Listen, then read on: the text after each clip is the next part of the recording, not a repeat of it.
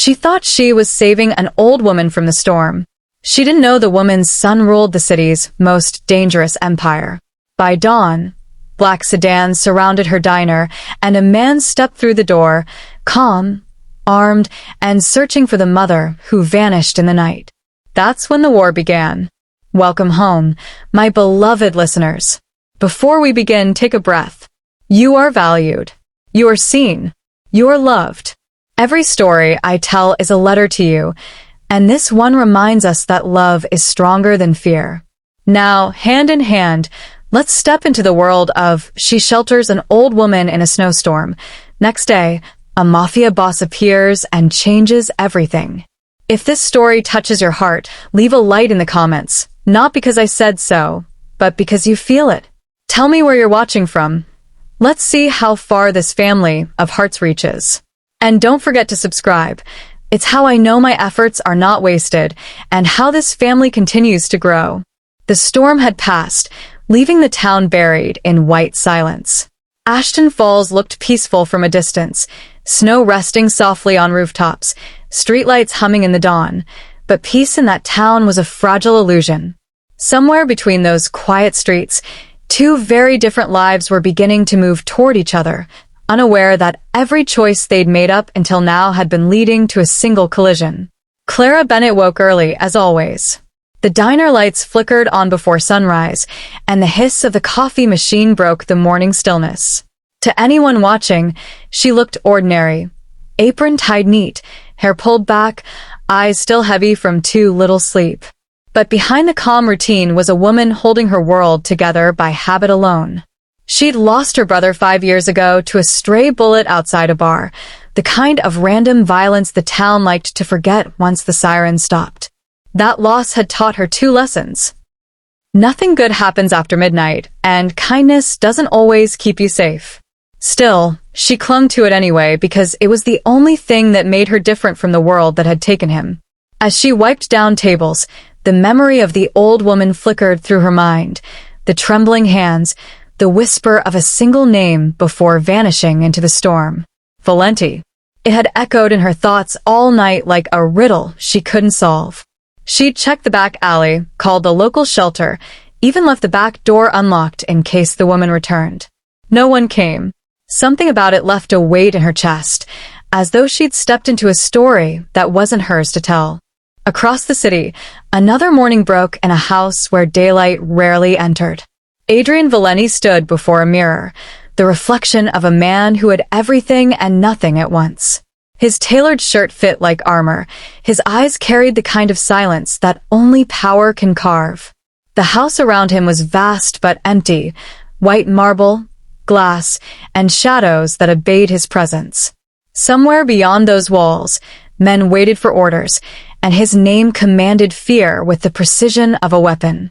Yet for all his control, there was one thing he couldn't contain, the gnawing ache that came every time he thought of his mother. She'd vanished years ago after witnessing his father's murder, a murder committed by someone inside their own circle. Every lead he'd followed ended in silence or blood. He'd buried his father's enemies, built alliances, and expanded his empire across state lines, but the truth stayed buried with her absence. Power had given him reach, not peace. The world mistook his quiet for cruelty, but beneath that stillness lived guilt he couldn't name. Every night, he wondered whether his mother hated him for what he'd become, or whether she'd simply run from the monster her son had learned to be.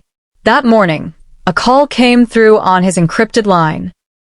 Luca Marino's voice cut through the static. We found movement in Ashton Falls. An old woman matching her description took shelter during the storm. Locals said she disappeared before dawn. Adrian didn't answer immediately. His jaw tightened, breath shallow. Send a team. Quietly, he said at last. If she's alive, I want her found before anyone else does. Luca hesitated. And if she's not alone? Adrian's reply came calm and final. Then whoever helped her will be protected. Clara's day moved forward like every other. Coffee orders, laughter from a couple of regulars, the hum of a radio she kept too low to fill the silence. Yet something felt different, like the air itself had changed. A black car idled across the street longer than it should have. A man in a coat lingered by the payphone pretending to check his watch.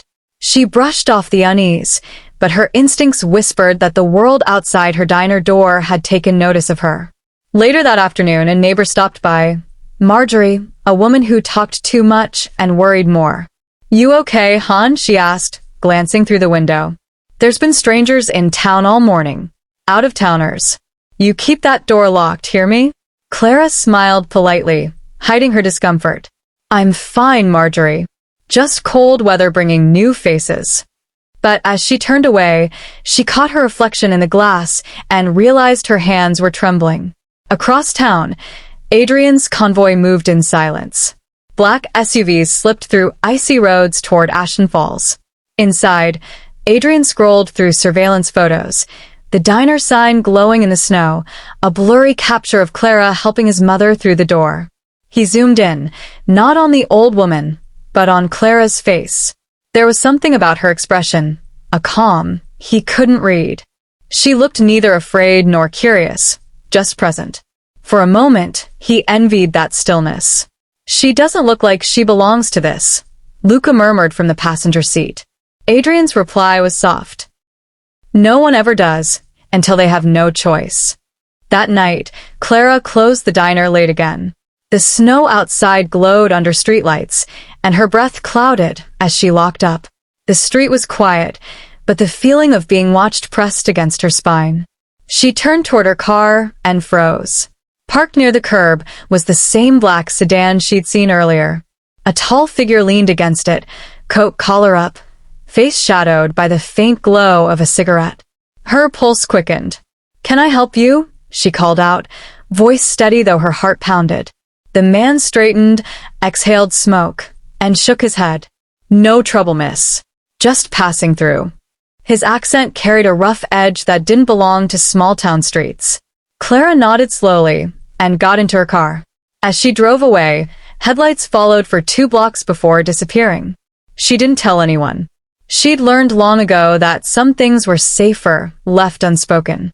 Meanwhile, Adrian arrived at an abandoned warehouse on the outskirts of town. Inside, under a hanging light, stood a woman wrapped in a blanket, his mother.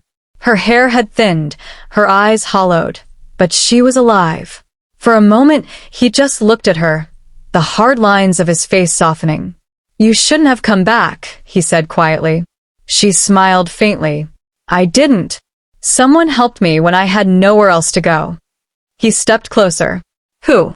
She hesitated. "A girl. Kind. Didn't ask questions." Adrian closed his eyes. For years he'd pictured this reunion happening in silence or gunfire, never kindness. "You're safe now," he said. But she shook her head. No one is safe while they still know the truth. The words hit him harder than he showed. He turned to Luca. "Find out who she is." The girl. Back at her apartment, Clara sat by the window watching the snow fall. The clock ticked past midnight, the same hour the old woman had arrived. She tried to read but couldn't focus. Every creak in the hallway made her tense. When her phone buzzed, she jumped, but it was only a message from her landlord about heating repairs. She laughed softly at herself. "You're fine," she whispered. "You're fine." But part of her knew that whatever world that old woman came from had already found its way into hers. By the next morning, the town of Ashton Falls seemed to have returned to normal. Snowplows cleared the streets, and the hum of everyday life crept back beneath the cold. But for Clara, the air still felt heavy. She tried to shake the unease by focusing on work, yet the memory of that man by the car lingered in her thoughts. There was something deliberate about the way he'd watched her, not threatening, not friendly, just aware. When she brewed her first pot of coffee, she found herself glancing out the window more often than usual, expecting headlights that never came. Meanwhile, Adrian Valeni sat in a dim corner of a motel room outside town, his mother asleep in the next room. The space was foreign to him, no marble floors, no silent guards waiting for commands. Just worn carpet, a flickering lamp, and the faint buzz of snow against glass. It was the kind of anonymity he had spent years denying himself. Yet, in that small space, something in him felt grounded. He listened to his mother's breathing through the wall, steady but fragile, and wondered what kind of man he'd have been if life had offered him peace instead of inheritance. Luca entered quietly, holding a file. "We have a name," he said. Adrian took it without a word.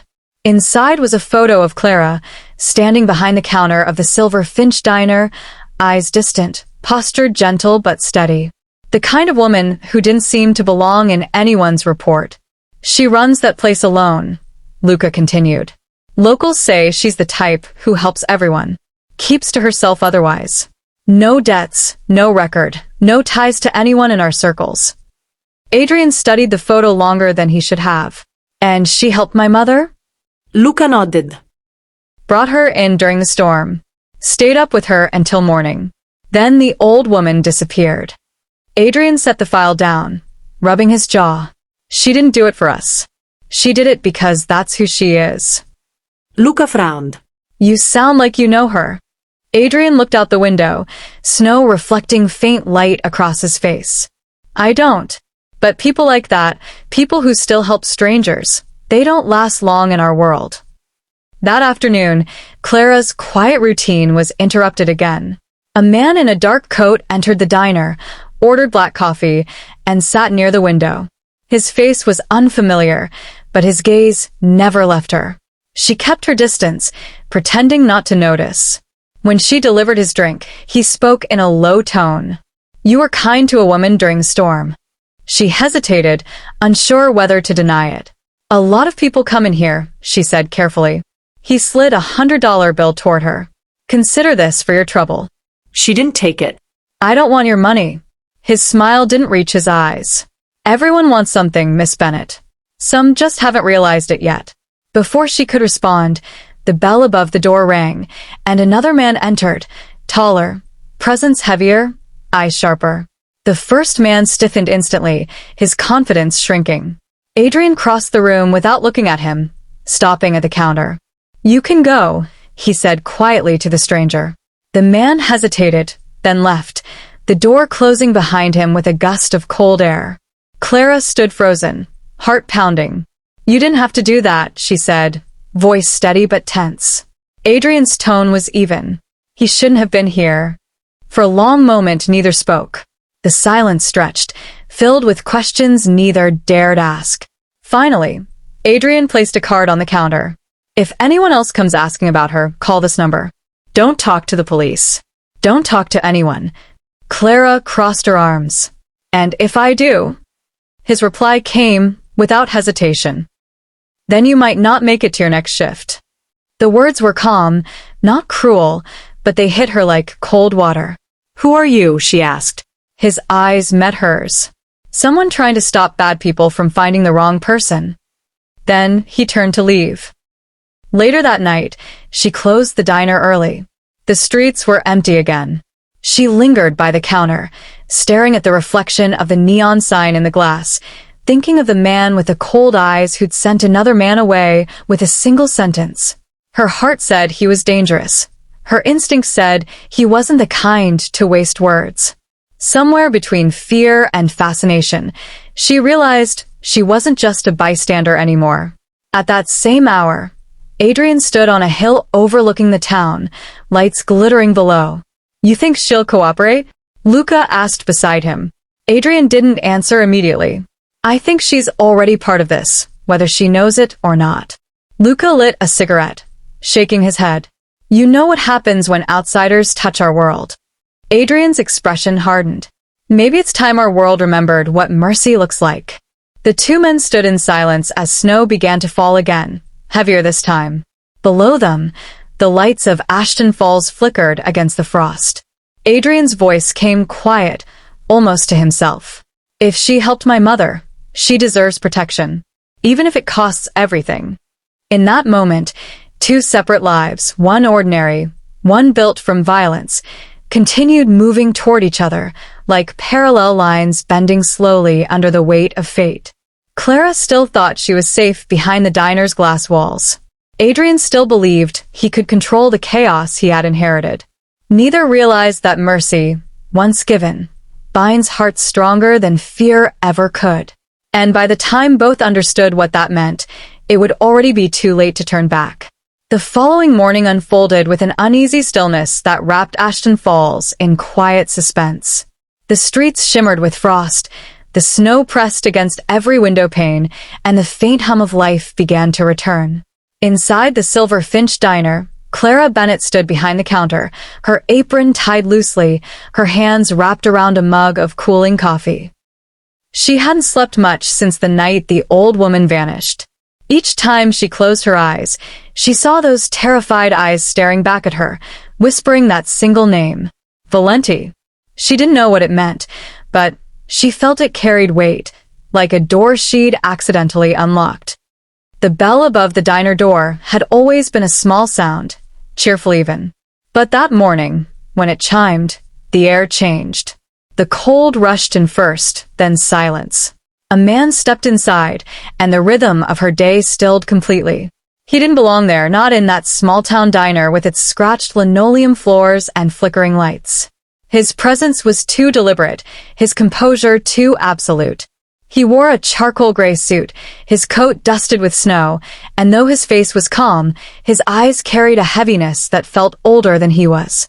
Clara's first instinct was caution. She straightened, masking the flicker of nerves in her chest.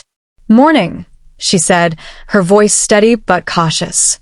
The man scanned the room as though mapping exits before he answered. Coffee. Black. His tone was low, even, but it wasn't a request. It was an order softened only by restraint. She nodded, pouring from the fresh pot. As she slid the cup across the counter, his gaze caught hers for the first time. There was no arrogance in it, just sharp observation, like he was memorizing her face to read it later. He didn't drink right away. "You were here last night," he said quietly. An older woman came in. Frail, maybe in her 60s. "Did you see her?" Clara hesitated. The question struck deep, cutting straight to the unease she'd tried to bury. "Yes," she answered, careful not to sound defensive. "She came in during the storm. Looked like she needed help."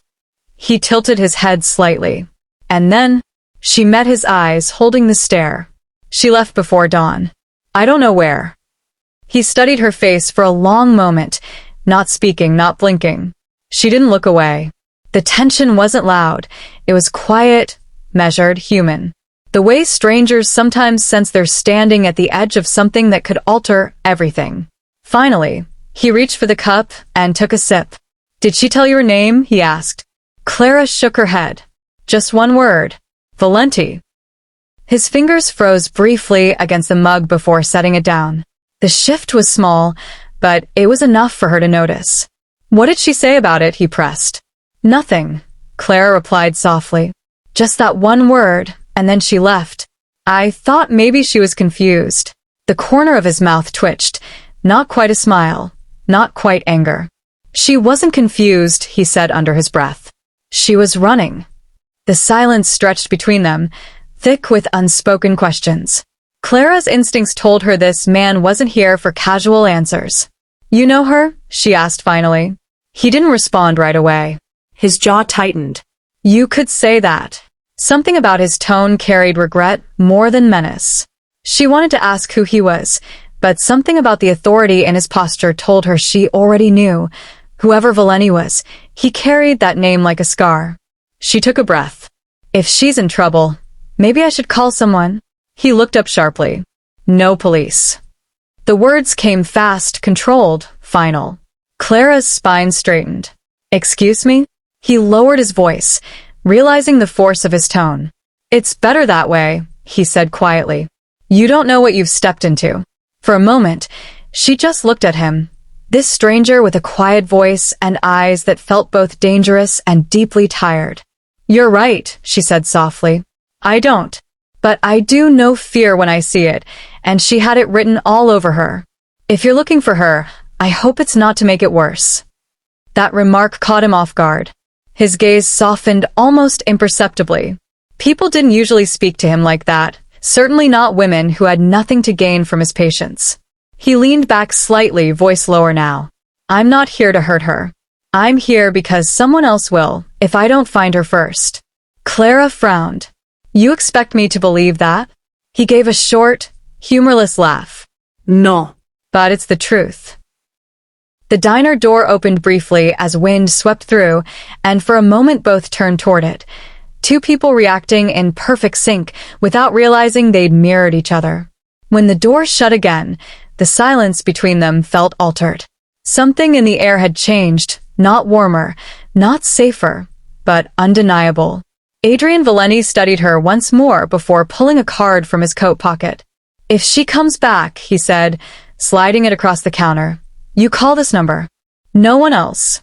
Not the police, not the news, no one." Clara didn't move to take it. "Why should I?" He looked at her for a long moment, his eyes steady. "Because whether you realize it or not, you're already involved." She wanted to argue, to demand clarity, but his words carried a quiet conviction that unsettled her. "I didn't do anything wrong," she murmured. "You did the right thing," he replied softly, "but sometimes that's the most dangerous thing you can do." He finished his coffee, placed a bill on the counter, far more than the cost, and stood.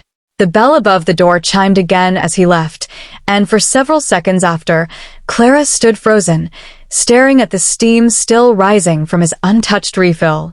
The name Valeni felt heavier now, loaded with something she couldn't name. Outside, Adrian paused by his car, glancing through the window at her one last time. There was something about her calm that unsettled him. She hadn't flinched, hadn't lied, hadn't begged. In his world, those things were rare. As he got into the car, Luca leaned forward from the driver's seat. "That her?" Adrian nodded once. Yeah. Luca frowned. "She doesn't look like someone who'd be mixed up in any of this." Adrian's tone was distant. She isn't. "That's what worries me." Back inside the diner, Clara picked up the card and turned it over in her fingers. No name, no title, just a number printed in black. She thought about throwing it away, but something inside her stopped her hand. She tucked it into her apron, telling herself it was just in case the old woman returned. But deep down, she knew it was more than that.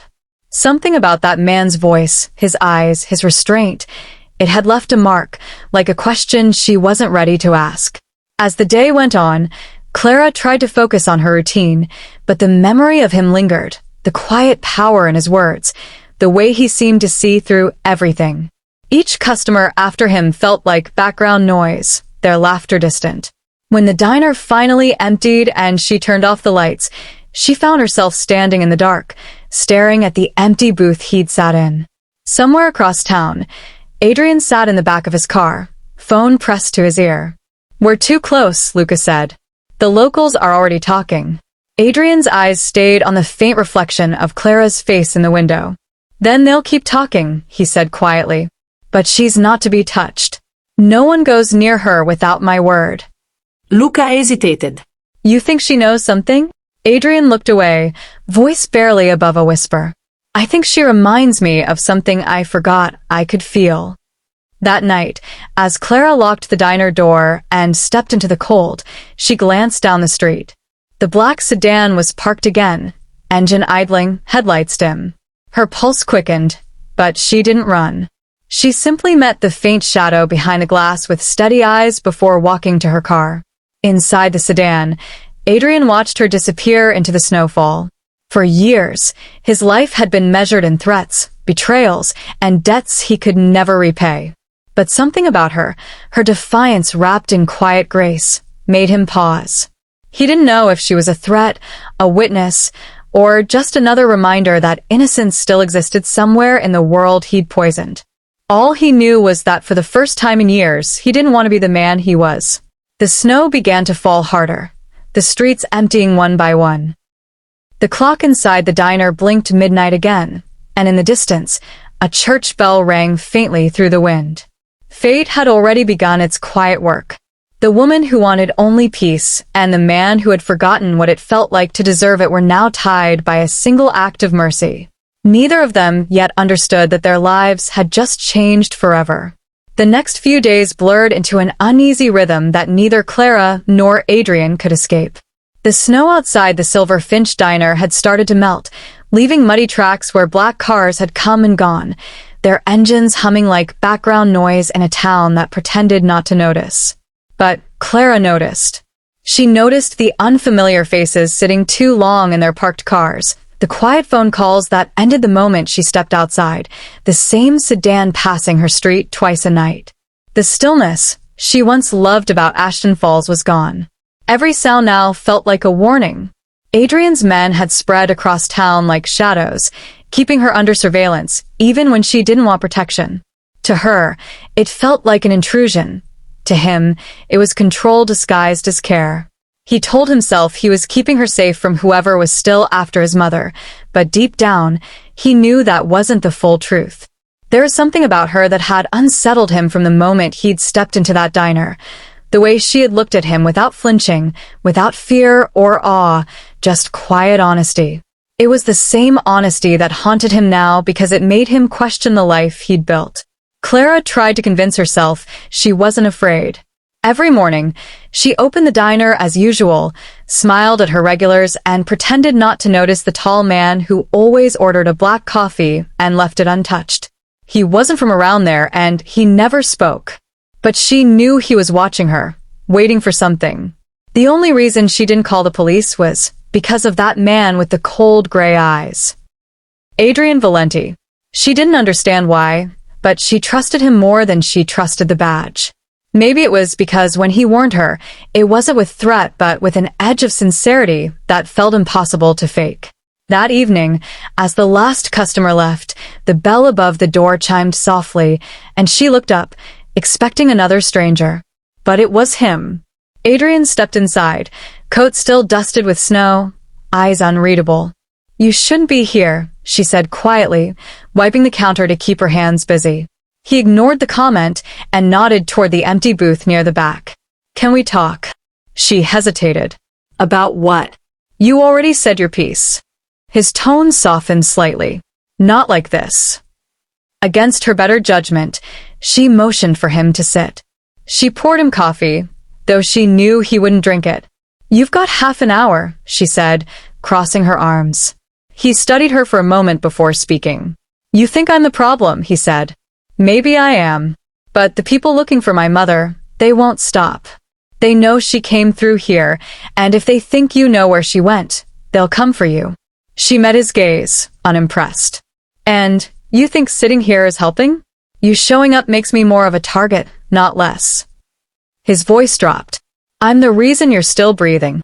Clara set down the coffee pot hard enough that the sound made him flinch. "You don't get to come in here and talk like you own my life." For a moment, he said nothing. Then, almost quietly, "I don't want to own it. I just don't want it to end because of me." The rawness in his tone caught her off guard. She wanted to stay angry, but his restraint disarmed her. "You sound like a man with a conscience," she said. "But men like you don't get to have one, do you?" Adrian's eyes lingered on her face. "I used to think that too." She didn't look away. "And now," he sighed, leaning back. "Now I think it's the only thing keeping me from turning into everyone I swore I'd never become." The air between them tightened, not in danger, but in awareness. There was something in the way he spoke that felt genuine, a confession buried beneath years of silence. Clara exhaled slowly. "You're used to people doing what you say," she said. "I'm not one of them." Adrian almost smiled. "I know. That's why I'm here." Outside, the sound of tires crunching through snow drew both their attention. Through the fogged window, Clara saw two men step out of a black SUV, their movements too synchronized to be casual. Adrian's demeanor shifted instantly, all softness gone, replaced by the precision of someone who'd spent his life surviving moments like this. "Stay behind me," he said, standing. She frowned. "Who are they?" He didn't answer. He moved toward the door, pulling it open just as the men entered. The first one froze when he saw him. "Mr. Valenti," he said cautiously. Adrian's voice was calm, almost casual. "You're far from home, Eric." The man hesitated, clearly unsettled. "Marco wanted an update. Thought maybe you'd want to share what you've been hiding." Adrian's reply was low and sharp. "Tell Marco to stop sending amateurs to do his work." The man's jaw tightened. "He said if you didn't start cooperating, He'd make it personal. Adrian's eyes flicked briefly toward Clara, then back to the intruder. He already has. The man followed his gaze, realization dawning too late. Adrian moved fast, grabbing the man by his coat and shoving him against the wall before anyone could react. You ever walk into her place again, you won't walk out. The second man reached for his gun, but before he could draw, Adrian's enforcer, Luca, appeared from outside, weapon drawn. Easy, Luca said quietly. You heard the boss. Both intruders backed toward the door, hands raised. We'll deliver your message, one of them muttered. Good, Adrian replied, his tone deadly calm. Make sure you deliver it exactly as you heard it. When they were gone, the silence inside the diner felt deafening. Clara stood frozen behind the counter, heart pounding. She looked at him, voice low. You bring danger everywhere you go. He turned toward her, expression unreadable. You were already in danger. I just made sure you lived long enough to see it. Her throat tightened. You think that's comfort? He hesitated, his voice quieter now. No. But it's the truth. They stared at each other for what felt like a long time, two people caught between gratitude and fear. Finally, she exhaled. So, what happens now? He rubbed the bridge of his nose, exhaustion bleeding through the cracks of his composure. Now I make sure they don't come back, which means you won't be alone again until this is over. She crossed her arms. That's not protection. That's imprisonment. His gaze lifted to hers. Call it whatever helps you sleep. When he turned to leave, she said softly, Adrian. It was the first time she'd used his name. He paused, glancing back. You can't save everyone, she said. Sometimes trying just makes it worse. His reply was almost a whisper. Maybe. But I have to try with you. He left before she could respond, the bell over the door chiming softly behind him. Clara stood there for a long time, staring at the door, realizing that her life had already shifted into something unrecognizable. The night that followed did not feel like night at all. It was a long stretch of hours where quiet met unease, where every car that passed outside made Clara's chest tighten. She had locked every door, yet she didn't feel safe. Her phone buzzed once, an unknown number, and when she hesitated to answer, a text followed. Keep your curtains closed tonight. There was no name, no explanation, but she knew who it was. Adrian Valeni. She hated that part of her felt safer because of it. The street below was empty except for the same black SUV parked a block away. She told herself it was coincidence, but deep down, she knew better. By the third day, his presence became routine, a pattern she couldn't ignore. He would appear sometime between dusk and midnight, never entering the diner again, just waiting across the street, standing by the car, hands in his pockets, face unreadable. At first, she thought he wanted control, but the longer it went on, the more it felt like he didn't trust himself to come inside. Each time she caught him through the window, their eyes met for a moment longer than they should have. No words, no gestures, just recognition. Her customers started noticing the strangers in town. You in trouble, Clara? One of the regulars joked. She forced a smile. No, just city folk passing through. But when she closed up later, she lingered by the window again, wondering what it meant to be watched for protection instead of threat. And why she couldn't tell which one Adrian really was. Elsewhere, in a dimly lit warehouse, Adrian stood over a table strewn with photographs. His men waited for instructions, but he barely spoke. Every lead on his mother's enemies had gone cold. He had learned that silence was a weapon more efficient than violence, but lately, it wasn't silence he feared, it was the noise inside his own thoughts. Luca entered, voice cautious.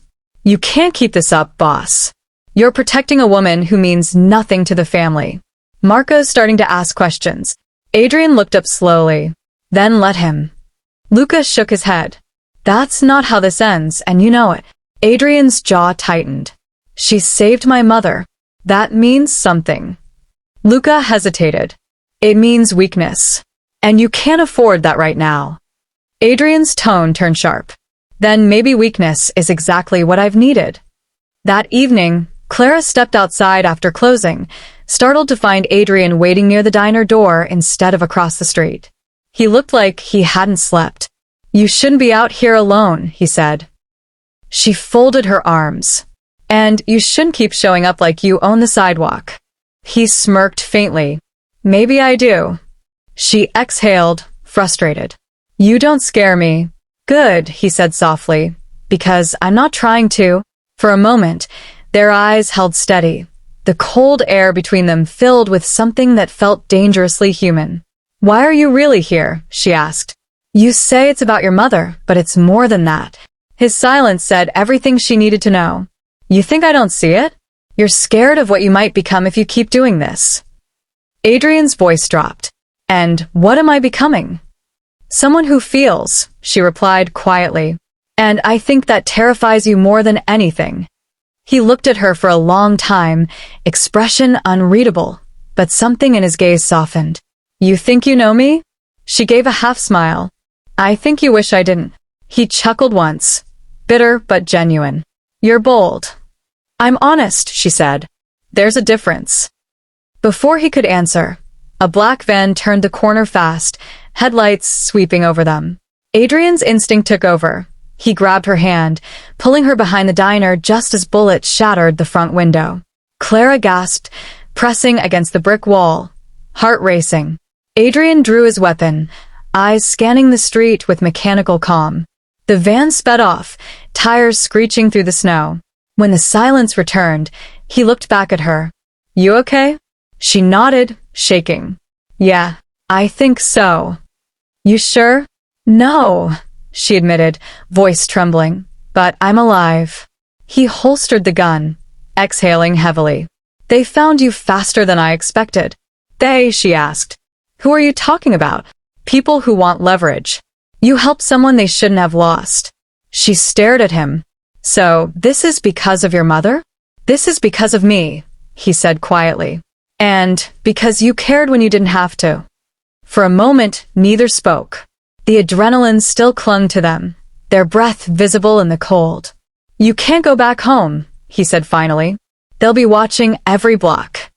"I'm not going anywhere with you," she snapped. "You can't keep making choices for me." His tone softened. "I'm not asking. I'm promising." Hours later, Clara found herself in the passenger seat of his car, hands trembling slightly against her lap. "You always get what you want, don't you?" she said, staring out the window. "Usually," he admitted. "But not this time," she muttered. "We'll see." He drove in silence for miles until city lights faded into forest. The world turned quiet except for the steady hum of the engine. She finally spoke. "You could have let me go." "Why didn't you?" He kept his eyes on the road. "Because I don't trust anyone else to keep you alive." "That's not an answer," she whispered. "It's the only one I've got." They stopped at a secluded cabin surrounded by pine and frost. "You'll stay here for a few days," he said, stepping out first. She followed reluctantly, shivering as snow crunched beneath her boots. Inside, the place was sparse but warm, a fireplace flickering, 2 chairs, a small kitchen. "So this is your idea of safety," she said, crossing her arms. "Temporary safety," he corrected, "until I finish this." She turned to him. "And what exactly is this? Your empire? Your revenge? Or something else you can't admit?" His eyes darkened for a moment before he said quietly, "It's survival." She looked at him, realizing how human that sounded coming from a man everyone else feared. "You talk like someone who hates his own life," she said. "Maybe I do," he replied. "But I don't hate what brought me to you." The honesty in his voice shook her more than the danger. She wanted to say something but couldn't. So instead, she turned toward the fire, watching the flames reflect in the glass window. He stayed a few steps behind, watching her, not like a man claiming control, but like someone who didn't know how to stop caring. As the night deepened, the cabin filled with the sound of wind against the wood and the quiet rhythm of 2 people trapped by circumstance and something neither could name. Clara finally spoke without turning around. "You can't keep pretending this is just about protecting me." Adrian's voice came low. What if it's about protecting what's left of myself? She closed her eyes. Then you're in more danger than I am. For a long moment, there was silence. Then, in a voice barely above a whisper, Adrian said, "You should get some rest. Tomorrow's going to be harder." She nodded, though she knew she wouldn't sleep. As she lay awake later, listening to the crackle of the fire, she realized that for the first time in years, she wasn't afraid of the dark outside. She was afraid of what she was beginning to feel inside. And across the room, Adrian sat awake too, eyes fixed on the flames, knowing that the very thing he was trying to protect her from was the part of himself that no longer knew how to live without her. The snow fell harder through the night, sealing them inside together, two hearts caught between danger and the quiet pull of something that could destroy them both. Morning came heavy and gray, with clouds pressing low over the forest, and a silence that carried more weight than comfort. Inside the cabin, the fire had burned down to ash, and Clara woke to the faint crackle of a dying ember. She sat up slowly, the blanket slipping from her shoulders, her body still tense from a night without rest. Adrian was gone. For a moment, she thought he'd left her there, abandoned, forgotten, but then she heard footsteps outside, deliberate and measured, the sound of someone who knew how to move without being heard. She rose, wrapping her sweater tighter, her breath visible in the cold light spilling through the window. When he walked in, his face was drawn, his coat damp with snow. "You should have stayed asleep," he said quietly, setting his gloves on the table. "I needed to make sure the roads were clear." She studied him, noticing the exhaustion in his eyes, the faint cut near his jaw. "And were they?" she asked. For now, he said. "But they're watching the highways. It's only a matter of time before they find this place." She crossed her arms. "Then what? You keep running until there's nowhere left." He met her gaze. "Until I finish this." "Finish what?" she asked. "Whatever war you're fighting." He paused, then looked away. "The one my family started." Clara didn't respond. She'd seen flashes of that darkness before, the unspoken violence in the way his men moved, the coded words in his late-night phone calls. But something about the way he said family made her chest tighten. He poured himself coffee and sat down at the small wooden table. "You want the truth?" he asked. "I don't think you do." "Try me," she said. His voice dropped lower. "The woman you helped, she's my mother. She ran after my father was killed. She saw it happen." Clara froze. "Killed? By who?" Adrian's eyes flicked up to hers. "By people we trusted. Men I grew up calling uncles." For a long moment, she said nothing. "And you're part of that same world," she said quietly. "The world that killed him." He nodded once. "I inherited it. Not by choice." "You had a choice," she replied. "You always have one." "No," he said, his voice carrying a weariness that sounded older than his years. "When your father's blood is on the floor and you're the only one left standing, choice becomes survival." She leaned against the counter, trying to process his words. "So, this is what you do?" "You control people. You threaten them, you live surrounded by men with guns, and somehow you think that's protection." Adrian exhaled, rubbing his hands together. "It's order," he said. "It's how I kept peace in a world that doesn't understand it any other way." "Peace," she repeated, disbelief in her voice. "You call this peace?" He didn't answer. Instead, he looked toward the window, where snow still fell in slow, deliberate flakes. "I know what you think of me," he said softly. "You think I'm a monster. Maybe I am. But the woman you helped, she's the only reason I ever remembered I wasn't born one." Something in his voice broke then. Something small but real, and Clara felt it. That crack in his armor, that glimpse of the boy who once wanted to live differently. She wanted to look away, but couldn't. "Why tell me this now?" she asked.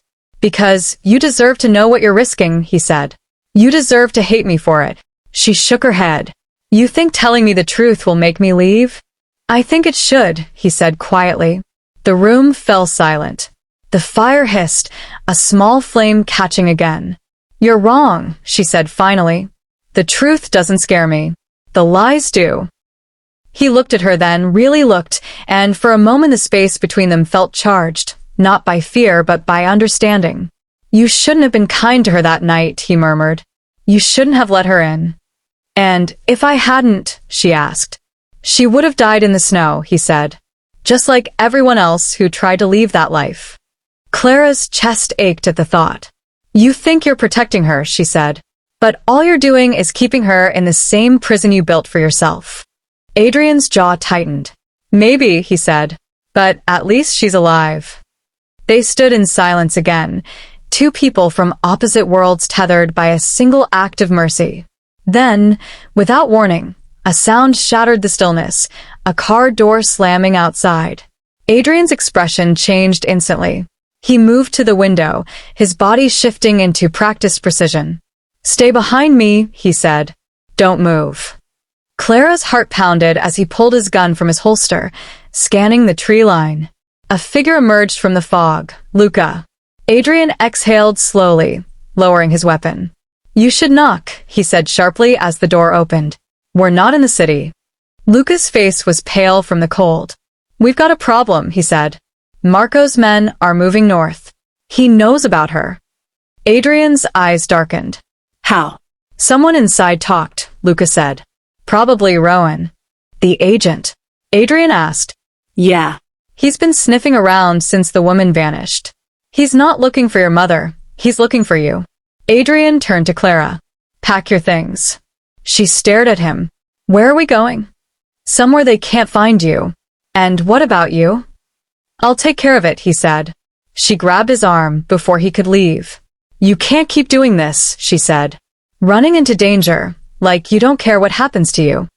He met her eyes, voice low. I don't. Then why protect me? She asked. Because I owe you, he said. Because you did what no one else ever has. You saw my mother as human, not as leverage. There was truth in his tone, but also guilt. Clara wanted to believe there was more to him than the violence, but every time she got close, he pulled away into that world of silence and command. You don't owe me anything, she said softly. You keep saying you're saving me, but maybe you're just trying to save yourself. He didn't answer. He turned, calling orders to Luca.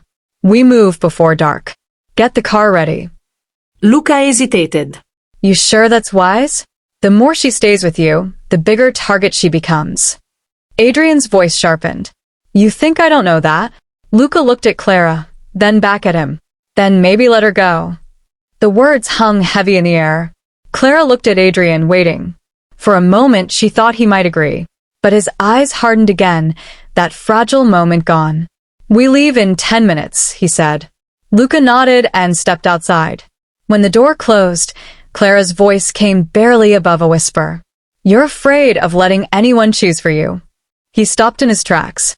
You think I control everything because I want to? He said. No, Clara. I do it because when you've seen what happens to people who trust the wrong ones, control becomes the only way to stay alive. She shook her head slowly. That's not living, Adrian. That's surviving on fear. Then tell me, he said, stepping closer. What do you call it when every person you've ever cared for has been used against you? Unhealed, she said softly. That's what I call it. His gaze flickered with something, pain, maybe, or realization.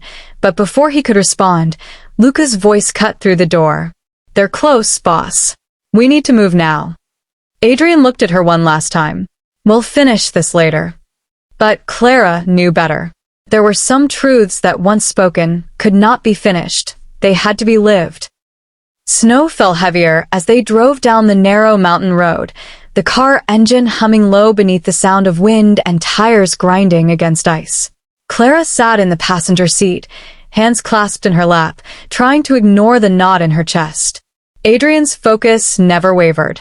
He drove like a man who had memorized every turn, every blind corner, every exit route. Luca followed close behind in a second car, headlights slicing through the storm. Where are we going? She asked finally.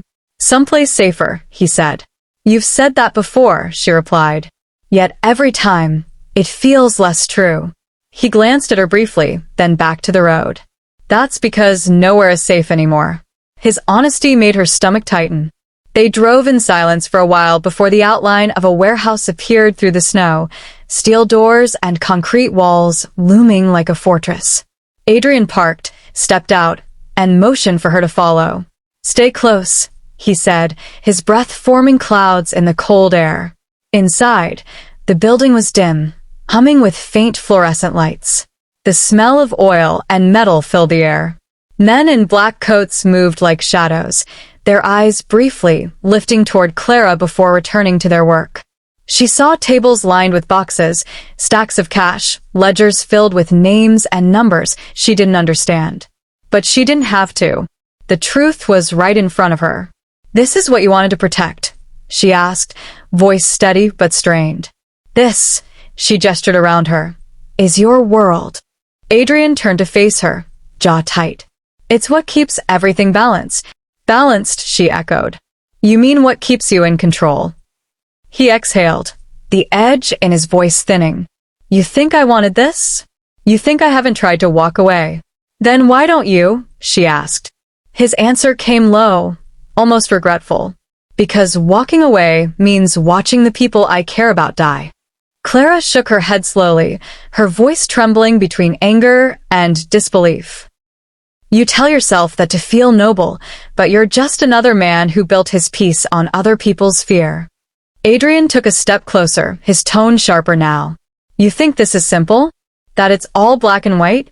You live in a world that gets to pretend morality is a luxury. Mine doesn't. Then maybe you should stop pretending you're doing this for anyone but yourself," she said. "Because every person who comes near you ends up paying for it." He didn't respond right away. His eyes softened just slightly, as if her words hit a nerve he'd buried years ago. "You're right," he said finally. "They do. But I don't want you to be one of them." She stared at him, her heartbeat loud in her ears. "Then stop pulling me into it." "I tried," he said, his voice breaking just enough to betray the calm. "But you helped my mother. You became part of this before I could stop it." The sound of a door slamming cut through the tension. Luca entered, his expression grave.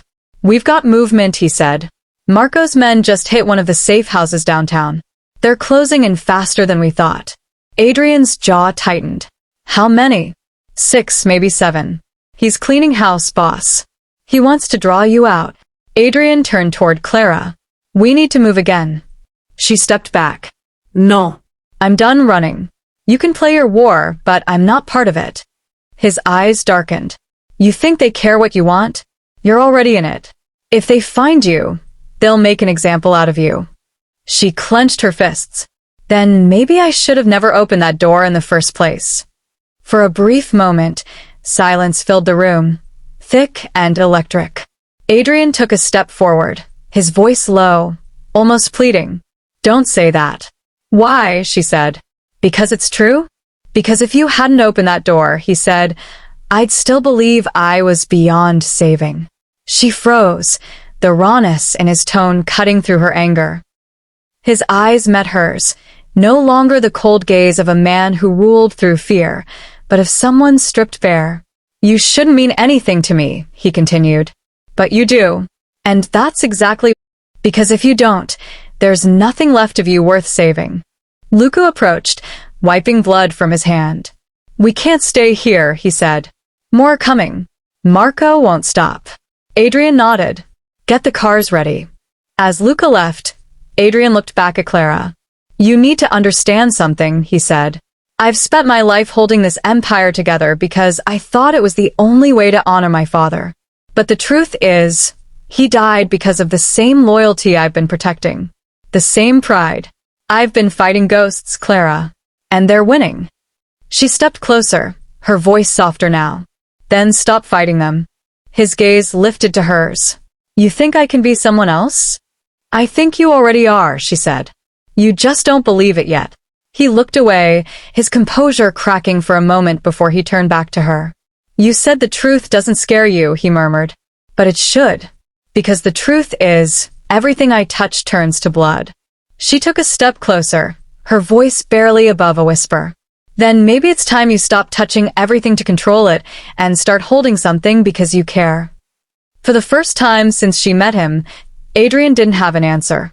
He looked at her as though seeing something he'd forgotten existed, a life beyond control, beyond fear.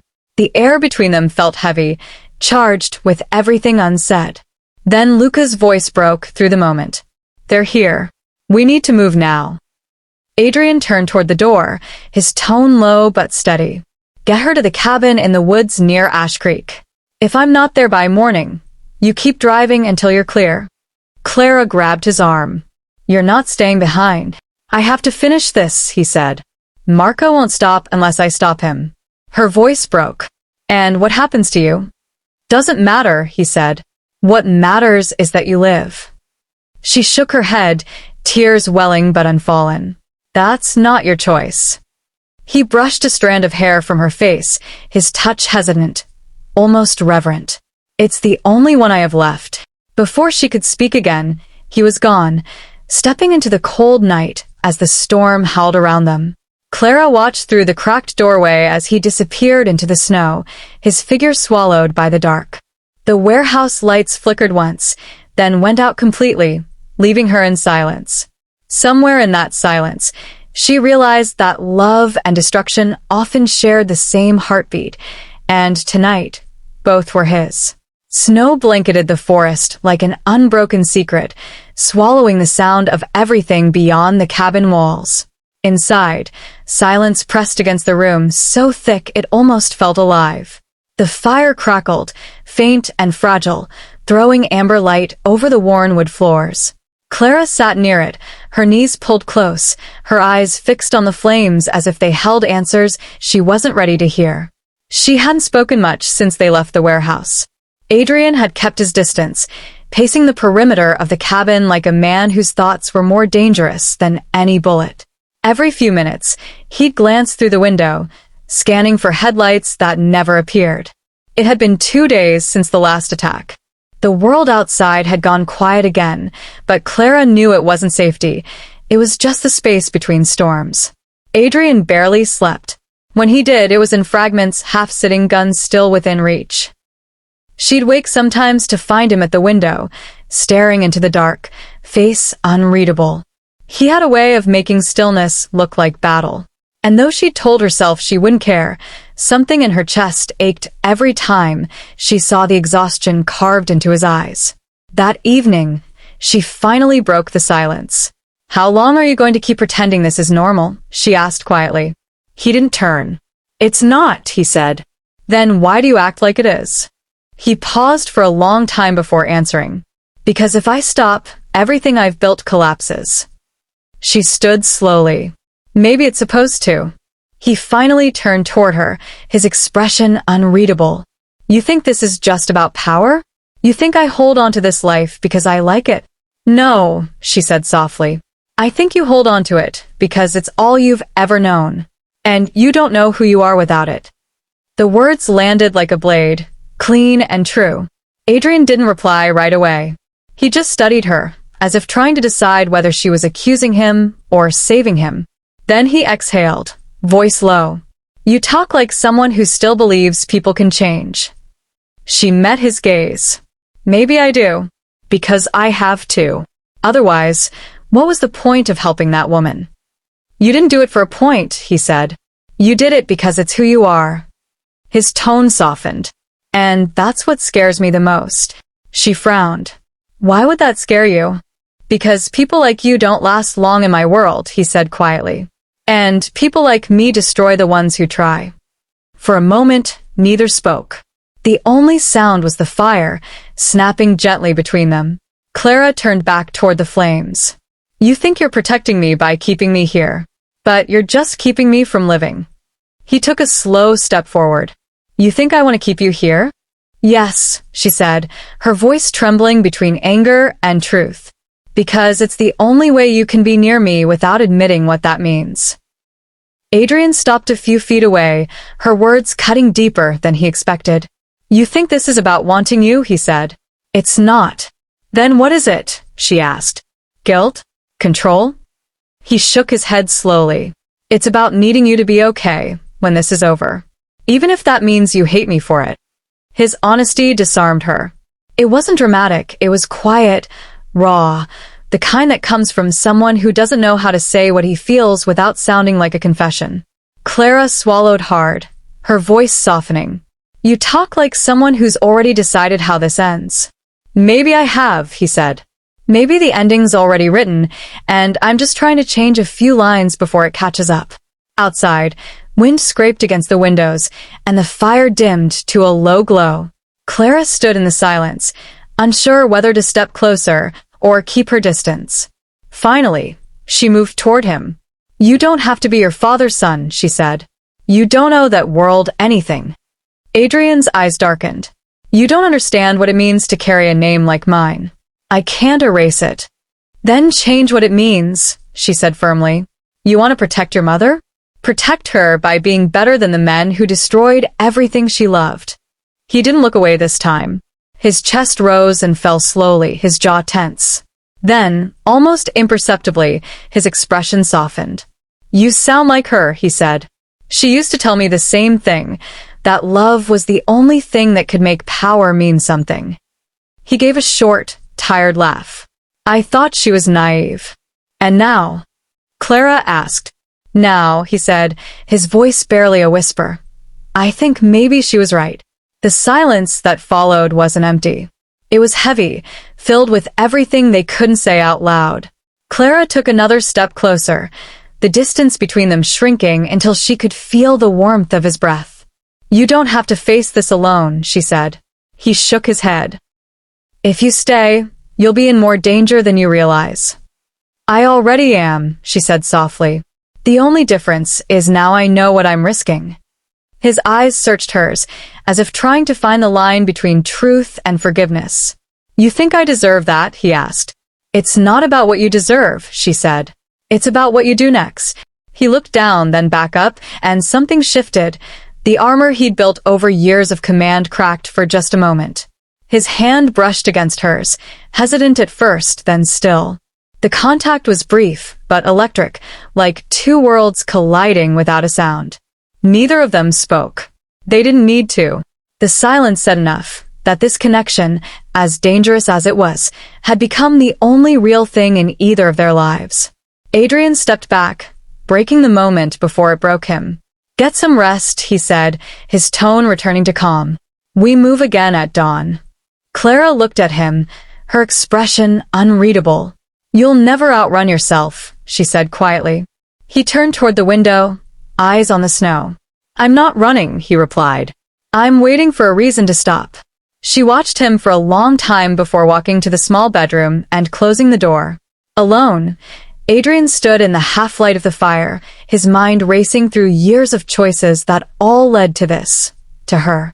He didn't know whether she was his redemption or his punishment, only that he couldn't bear the thought of losing her to the world that had already taken everything else. Outside, the storm thickened again. Somewhere deep in the trees, an engine idled, faint but present. Adrian heard it instantly. His hand went to his gun. The brief moment of peace between them dissolved, replaced by the sharp pulse of instinct.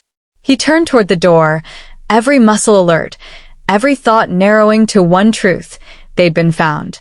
He moved quickly, crossing the cabin and opening Clara's door without knocking. Get dressed, he said. What's happening? She asked, startled. We have to go. Now. Her eyes widened, but she didn't argue. Within seconds, she was pulling on her coat, her hands shaking slightly. Who is it? She asked. Marco, he said. He's getting closer. You said we had time, she whispered. We don't anymore. She followed him outside, the cold slicing through her lungs as the night exploded into chaos. Headlights appeared through the snow, then shouts, then gunfire. Adrian pushed her behind the car, firing back toward the treeline with the same brutal precision she'd seen before. The air filled with the deafening sound of bullets and breaking glass. Clara crouched low, her breath ragged, trying to stay calm. Adrian, she shouted. There's more of them. Stay down, he yelled back. She didn't listen. She saw one of the attackers circling behind the cabin and grabbed the nearest thing she could find, a piece of firewood. When he appeared, she swung it with everything she had, striking him across the arm. He stumbled, dropping his weapon, and before he could recover, Adrian was there, pulling her back behind cover. "Are you out of your mind?" he said, gripping her shoulders. "You told me to survive," she said, breathless. "I'm doing that." His expression changed, frustration melting into something else entirely, something almost proud. But there was no time to speak it. More shots rang out, closer this time, forcing them both into the car. Adrian started the engine, the tires spinning before catching traction. They tore down the icy road, headlights cutting through the white blur of the storm. Clara's hands trembled against her lap, her chest heaving. "Where are we going?" she asked. "Away," he said. "For now." They didn't look back. The cabin disappeared into darkness, swallowed by the storm, leaving behind nothing but smoke and silence. The storm chased them like a living thing, wind clawing at the car as it tore through miles of snow-covered road. The tires hissed on the ice, the engine straining under the pressure of speed and fear. Inside, neither spoke for several minutes. Clara sat rigid, her pulse still hammering in her throat, the smell of smoke and gunpowder clinging to her clothes. Adrian's hands gripped the steering wheel so tightly that his knuckles turned white. His jaw was clenched, eyes locked on the road, as if focus alone could keep them alive. The silence wasn't peace, it was shock, the kind that leaves no room for words. Clara finally exhaled, voice shaky, but steady enough to break through the noise. "How many were there?" He didn't look at her. "Too many. And they were after you." "After us," he corrected quietly. "They saw your face at the warehouse." She turned toward him sharply. "You said you'd protect me." "I am," he said. "By keeping you close." "You're the reason they're here in the first place," she snapped. "You brought this into my life." His grip tightened. "You think I don't know that?" She stared at him, his reflection flickering in the glass. "Then why won't you let me go?" He hesitated before answering. "Because the moment I do, they'll find you." The car slowed as they reached an abandoned rest stop off the highway. Adrian parked beneath a half-collapsed awning and turned off the headlights. The darkness closed in immediately, broken only by the faint orange glow of the dashboard. Clara folded her arms, shivering.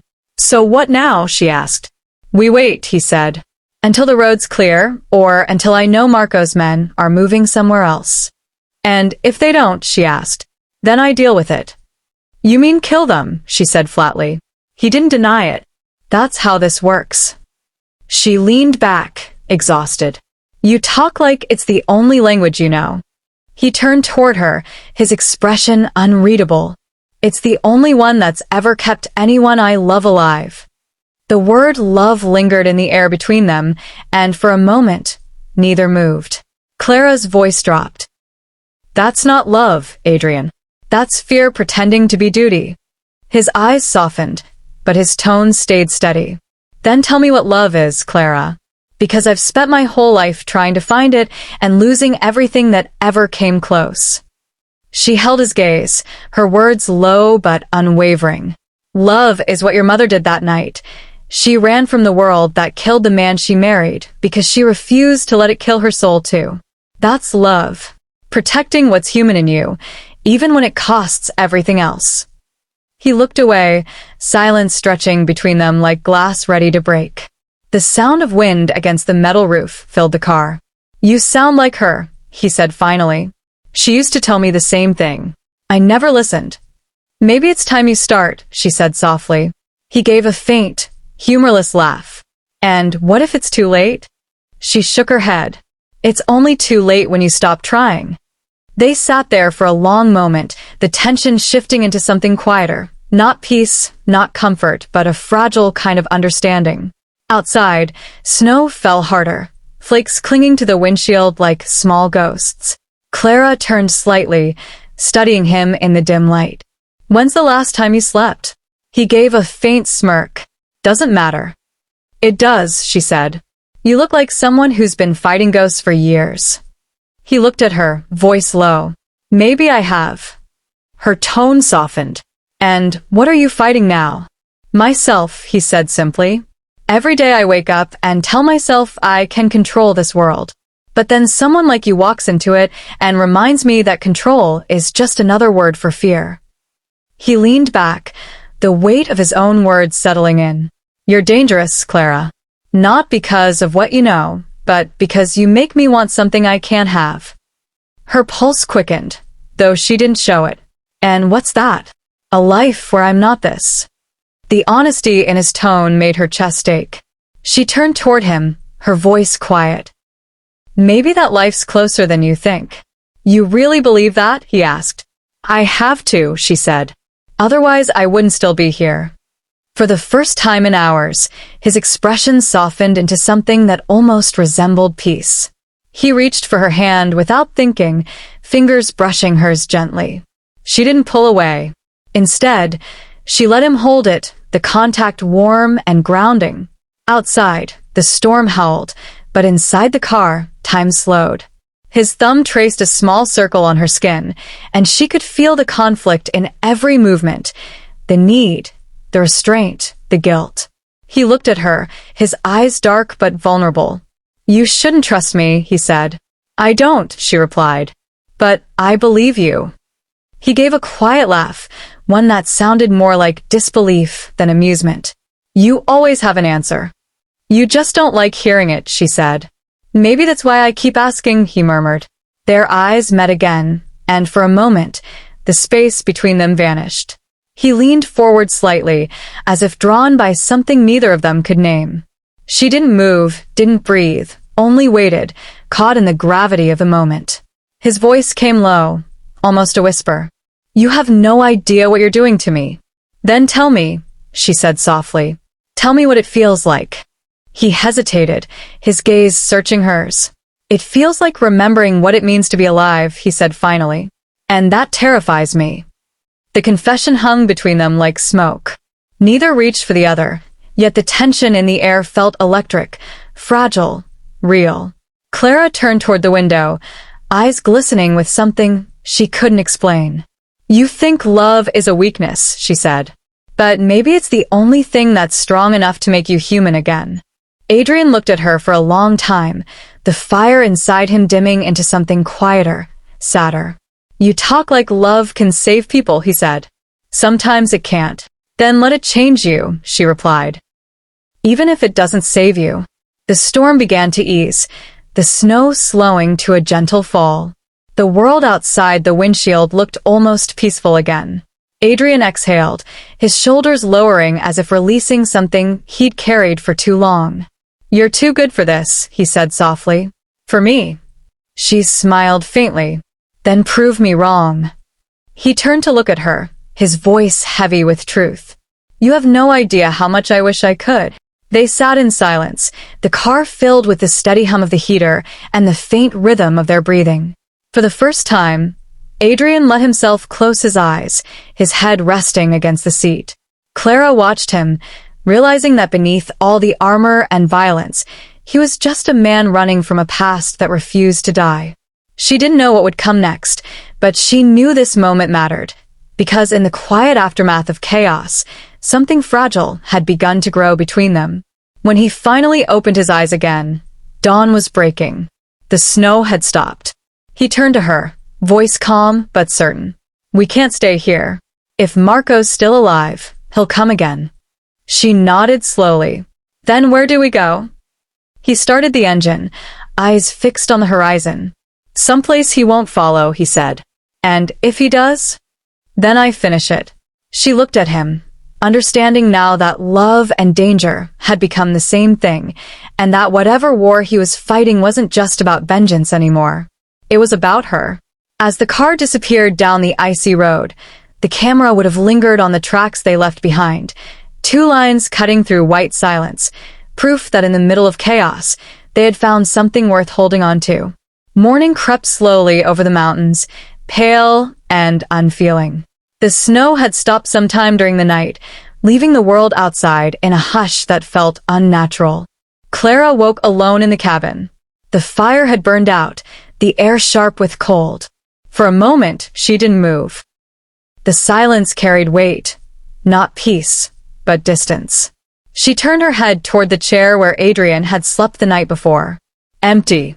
His coat was gone, his gun missing from the table. Something in her chest tightened, not from fear, but from understanding. The quiet she had thought was safety was really absence. And absence, she'd learned, could hurt worse than chaos. She rose, wrapping herself in a thick blanket, her fingers stiff from the cold. Outside the window, the forest stood frozen, its trees skeletal under the weight of frost. The world felt still, yet she couldn't shake the sense that something invisible was shifting. She walked to the table, where Adrian's glass sat half full beside a folded map. There were markings on it, routes, notes, names she didn't recognize. But one stood out. Mother. Written in his distinct, heavy handwriting. A red X next to it. Clara's stomach dropped. She realized then that he hadn't been protecting her these past days. He'd been waiting for his mother to surface. And she had been the bait. The realization hit like cold water. Her body felt suddenly too small for the storm inside her. No, she whispered to herself. But deep down she knew. Every coincidence, every calculated act of kindness, the watchful eyes of his men outside the diner, it all made sense now. The care that had felt protective suddenly burned like deceit. She closed her eyes and tried to breathe, but the weight in her chest made it hard. How could he? How could someone look at her with that kind of honesty and still lie? The door creaked open behind her. She turned, the blanket slipping from her shoulders. Adrian stepped in, brushing snow from his coat. His expression softened when he saw her awake, but the tension in his body didn't lie. He was carrying more than exhaustion. He was carrying decision. "You're up early," he said quietly. "Couldn't sleep," she replied. "You left before dawn." "I needed to check the perimeter," he said, moving to pour himself coffee. "There's been chatter." "About what?" she asked, her tone steady, too steady. "Marco," he said. "He's getting closer." He didn't notice the way her eyes hardened at the mention of his cousin. "So, what's next?" she asked. "We keep moving," he said. "We," she echoed. "You mean me and your mother." His hand froze midair. He turned slowly, meeting her gaze. "What did you just say?" "Your mother," she repeated.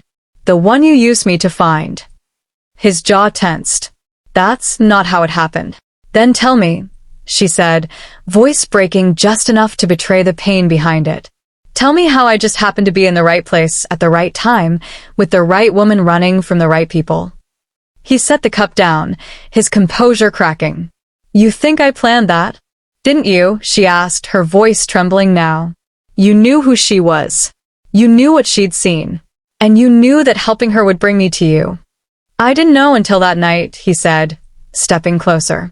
"When she said her name, and then you came for me," she interrupted. "Not because you cared, because I was useful." The words cut through him like a blade.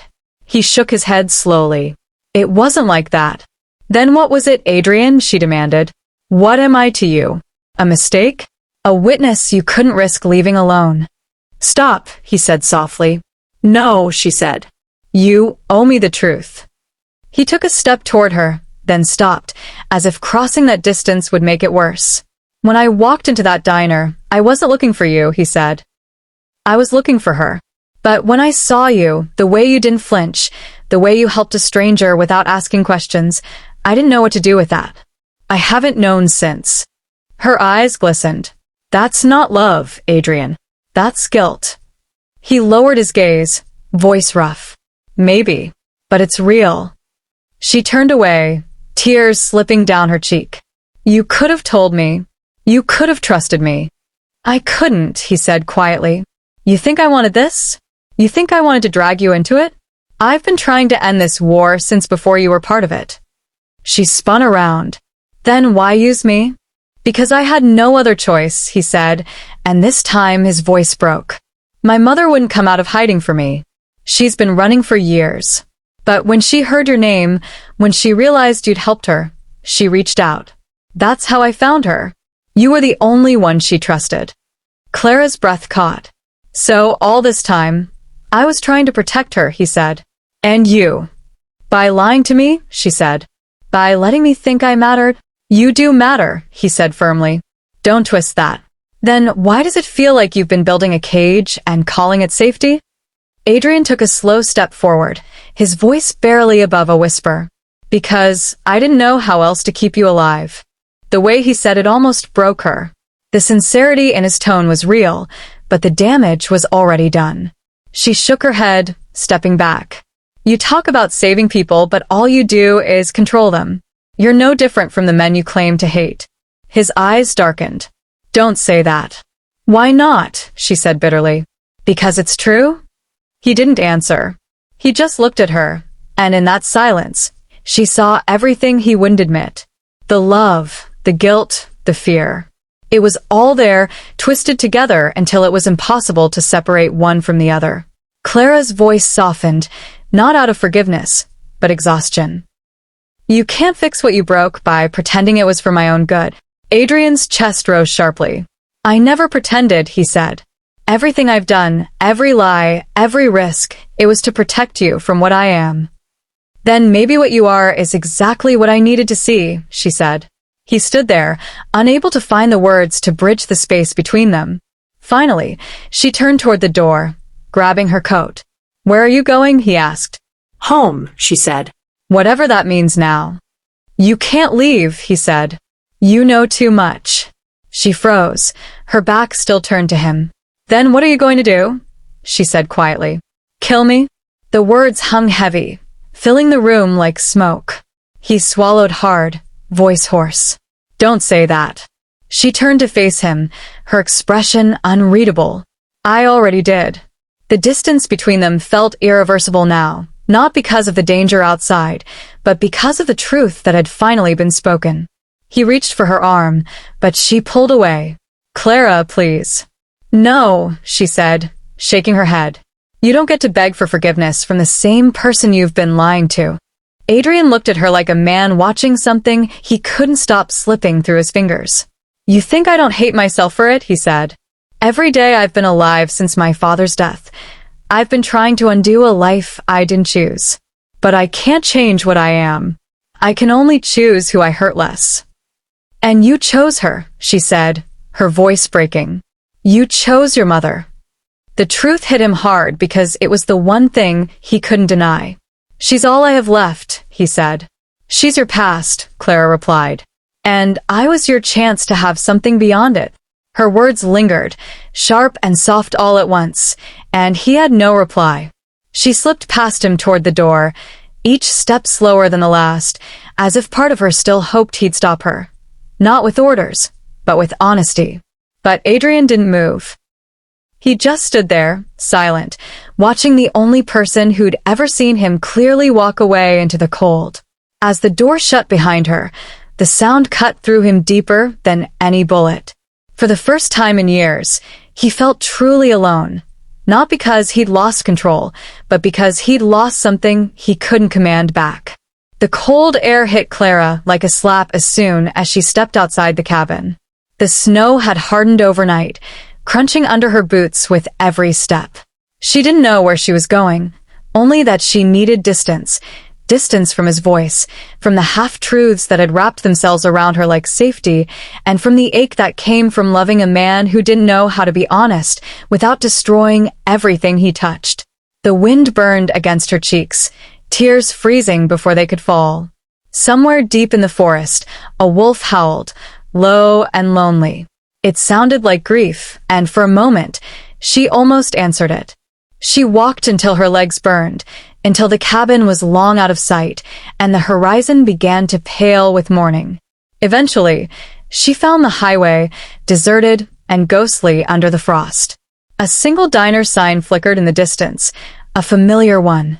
Silver Finch. The sight made her chest twist. Somehow, without even thinking, her body had brought her home. It was instinct, muscle memory, something beyond reason. She pushed open the door and stepped inside. The bell above the entrance chimed, the same one that had rung the night everything changed. Inside, it was quiet. The morning crowd hadn't come yet. The smell of coffee lingered, mixed with the faint scent of cleaning detergent. She ran her fingers along the counter, tracing the same path she used to wipe down every night. The diner hadn't changed, Same chip stools, same jukebox that never worked, same faded calendar by the register. But she had. Every corner of this place reminded her of the woman she was before Adrian Valenti walked through that door. And of how much she'd lost since. She moved behind the counter, filled a mug, and poured herself coffee. Her hands shook as she lifted it. It wasn't from the cold. It was from the realization that peace didn't feel like it used to. The silence that once comforted her now felt unbearable. For the first time, she wished she could hear his voice again, even if it was just to argue. The door opened behind her, and for a second, her heart jumped. She turned quickly, but it wasn't him. A man in a dark coat entered, snow clinging to his sleeves. Detective Rowan. His eyes softened when he saw her. "You're a hard woman to find," he said, approaching the counter. "Guess I wanted to be lost for a while," she said quietly. "I figured that," he replied. "Word is, you've been keeping interesting company." She didn't respond. He took a seat across from her, lowering his voice. "Look, Clara, I'm not here to arrest anyone. Not today. But I need you to understand what's happening out there." She met his eyes, wary. "What's happening?" "Marco Valenti's making his move," Rowan said. "Half of Adrian's men are dead or missing. The rest are scattering. It's only a matter of time before someone drags you into it." She gripped her mug tighter. "I already was." "You still are," he said. "You think he's just going to let you walk away? Men like him don't get to stop. They burn everything around them and then they call it sacrifice." Clara swallowed hard.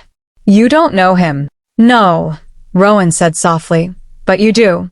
That's what scares me." She looked down at her reflection in the coffee, hollow eyes, tired face. "He's not who you think he is," she said. "Then tell me who he is," Rowan said. "Because to the world, he's the man responsible for half the blood spilled on the East Coast this winter. To me, he's the only person standing between Marco Valenti and a pile of bodies. And to you." She hesitated. "To me, he's someone who's trying to be better, even if he doesn't know how." Rowan exhaled, leaning back. "That's a dangerous kind of faith." "Maybe," she said quietly, "but I've seen worse kinds of hate." The detective studied her for a long moment, then rose from his seat. "If he comes back, tell him the feds are circling closer. When this ends, and it will, he won't be walking out free." He slid a card across the counter. "If you need protection, call me. Don't wait until it's too late." He left without another word, the bell above the door echoing after him.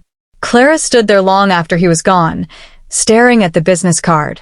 The world outside continued moving, but she felt suspended between two lives, the one she'd built through quiet endurance and the one that had erupted into chaos because of love. That night, the diner closed early. Snow began to fall again, soft and relentless. She sat by the window, the lights off, the world outside painted in white. Every passing car made her heart jump, but none of them stopped. The loneliness crept in, not as a stranger, but as an old friend. She wrapped her arms around herself and whispered, "You did this to yourself." But part of her didn't regret it. Because even through the pain, she knew what she'd felt with Adrian was real. Maybe the only real thing she'd ever known. Miles away, in the same darkness, Adrian stood across the street from the diner, hidden behind the veil of snow. He hadn't slept since she left. He'd told himself it was safer this way, that distance meant protection. But watching her through the frosted window shattered that lie. She looked smaller somehow, not weak, but tired in a way that broke him. Lucas stood beside him, shifting nervously. "You shouldn't be here," he said. "If Marco's men find you, let them," Adrian said quietly. "I just needed to see her." Lucas sighed. "You think she's going to forgive you for what you did?" "I'm not asking for forgiveness," Adrian said. "I just want her to be safe." "You can't protect someone by vanishing into the shadows," Lucas said. "You of all people should know that." Adrian gave a faint, hollow smile. "It's the only thing I'm good at." He turned away from the window, unable to look any longer. "Keep men posted near the diner," he said. "No one touches her. Not Marco. Not anyone." Luca nodded slowly. "And you?" "I finished this," Adrian said. "Whatever it takes." As he disappeared into the snow, the light from the diner flickered and went out, leaving the street in darkness. Inside, Clara sat alone, unaware that the man she loved was still watching over her from the edges of the world. Days passed. She went through the motions, opening the diner, serving customers, pretending that life had returned to normal. But every sound made her flinch. Every shadow near the window pulled her heart into her throat. The distance between peace and paranoia had vanished. She'd begun to understand what Adrian meant when he said safety was just an illusion. One night, after closing, she stepped outside to lock the door. The air was quiet, too quiet. The hairs on her arms stood up. She turned, and for a brief second, she swore she saw movement across the street. A shape in the dark. A tall figure, motionless, watching. Her breath caught. "Adrian," she whispered. No answer. Only snow. When she blinked, the figure was gone. But something inside her knew he'd been there, not in body, maybe, but in presence. He was still part of her world, invisible but unforgotten, like a ghost that refused to fade. Inside the diner, she turned off the lights and stood behind the counter, her hand resting on the same mug he used to hold. "You can't control everything," she whispered into the empty room. "Not even me." But her voice trembled, because deep down, she wasn't sure she wanted him to let go. That night, she dreamed of him, standing at the edge of the woods, snow falling between them, saying nothing. Just looking at her like he did that first morning. Calm. Lost. Human. When she woke, she realized something cruel and beautiful all at once. Love hadn't saved them. It had changed them. And sometimes that was enough. Snow fell like ash over Ashton Falls that night, muting the city's chaos beneath a veil of white. But beneath the calm surface, war had already begun. Adrian Valeni sat alone in his office, lights dimmed, hands pressed together as if in prayer. The room smelled of smoke and iron, remnants of the last meeting that ended with blood on marble floors. Every shadow in the corner felt like a ghost, watching him with unspoken judgment. He'd spent years building walls to keep men like Marco at bay, but those walls were now burning from within. The empire his father had died for was collapsing, one betrayal at a time. Yet, for the first time in his life, Adrian wasn't thinking about survival or revenge. He was thinking about her. Clara. The woman who had shown him what mercy felt like, and then walked away because he didn't know how to give it back. He picked up the phone. "Luca," he said quietly. "How bad?" On the other end, Luca's voice cracked through static. "We lost 2 more crews near the docks. Marco's men are closing in. He's got the unions on payroll and the feds on leash. And our allies? Most have switched sides. The rest are waiting to see who wins." Adrian leaned back, exhaling slowly. "Then we make sure they see." "Adrian, this isn't the time to prove a point," Luca said. "We can still get you out. We've got a jet ready." "No," Adrian cut him off. "I'm done running. He's taken everything from this family, my father, my men, my mother's peace. I'm not leaving her or Clara for him to destroy next." Luca was silent for a moment. "You know this ends one way." Adrian's voice hardened. "It ends when Marco can't hurt anyone else." He hung up, stood, and walked to the window. The snow outside reflected faint light from the street, painting his reflection in fractured white. For a fleeting second, he saw the boy he used to be, the one who still believed loyalty meant something, who still thought power could protect love. But that boy was gone, buried under years of blood. The man who remained knew what had to be done. He opened a drawer, revealing an envelope sealed with the Valenti crest. Inside, a collection of documents, ledgers, names, bank transfers, evidence of every crime Marco and his allies had orchestrated. The final key his mother had hidden before disappearing. This was the weapon that could destroy their empire, but it would also destroy him. A soft knock at the door interrupted his thoughts. Luca entered, his face drawn. "The cars are ready," he said. Adrian nodded. "Get the files to the safe house. I'll handle the rest." Luca frowned. "You're going to meet him, aren't you?" Adrian said nothing. Luca shook his head. You can't fix this by dying. I'm not dying, Adrian replied quietly. I'm ending it. Hours later, Adrian drove through the industrial district where the snow turned gray from smoke and metal dust. Abandoned warehouses lined the streets like tombstones, and the air hummed with tension. In the distance, headlights flickered, a convoy. Marco's men. Adrian parked the car and stepped out, the cold biting through his coat. He could hear the echo of footsteps crunching toward him, the rhythm of approaching violence. Little brother, Marco's voice called out, smooth and venomous. He emerged from the shadows, coat draped over his shoulders, smile razor-thin. You should have stayed hidden. I was beginning to enjoy your silence. Adrian's jaw tightened. You killed our father. Marco Esmirquez. Correction. I freed us from him. You were too blind to see what he really was. A tyrant hiding behind family. He built everything we have, Adrian said. He built chains, Marco replied. I broke them. You should be thanking me. You call betrayal freedom? I call it evolution, Marco said. You've always been stuck in his world, his rules, his mercy. That's why she left you. Snow fell like ash over Ashton Falls that night, muting the city's chaos beneath a veil of white. But beneath the calm surface, war had already begun. Adrian Valeni sat alone in his office. Lights dimmed, hands pressed together as if in prayer. The room smelled of smoke and iron, remnants of the last meeting that ended with blood on marble floors. Every shadow in the corner felt like a ghost, watching him with unspoken judgment. He'd spent years building walls to keep men like Marco at bay, but those walls were now burning from within. The empire his father had died for was collapsing, one betrayal at a time. Yet, for the first time in his life, Adrian wasn't thinking about survival or revenge. He was thinking about her. Clara. The woman who had shown him what mercy felt like, and then walked away because he didn't know how to give it back. He picked up the phone. Luca, he said quietly. How bad? On the other end, Luca's voice cracked through static. We lost 2 more crews near the docks. Marco's men are closing in. He's got the unions on payroll and the feds on leash. And our allies? Most have switched sides. The rest are waiting to see who wins. Adrian leaned back, exhaling slowly.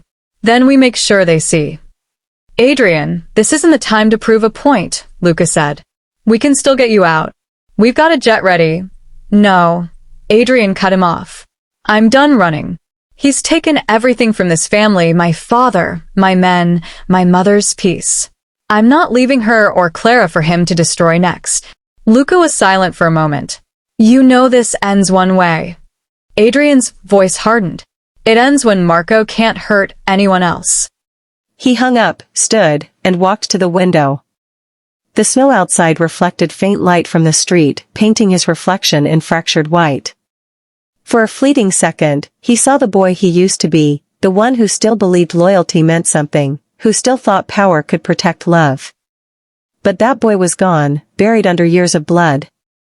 The man who remained knew what had to be done.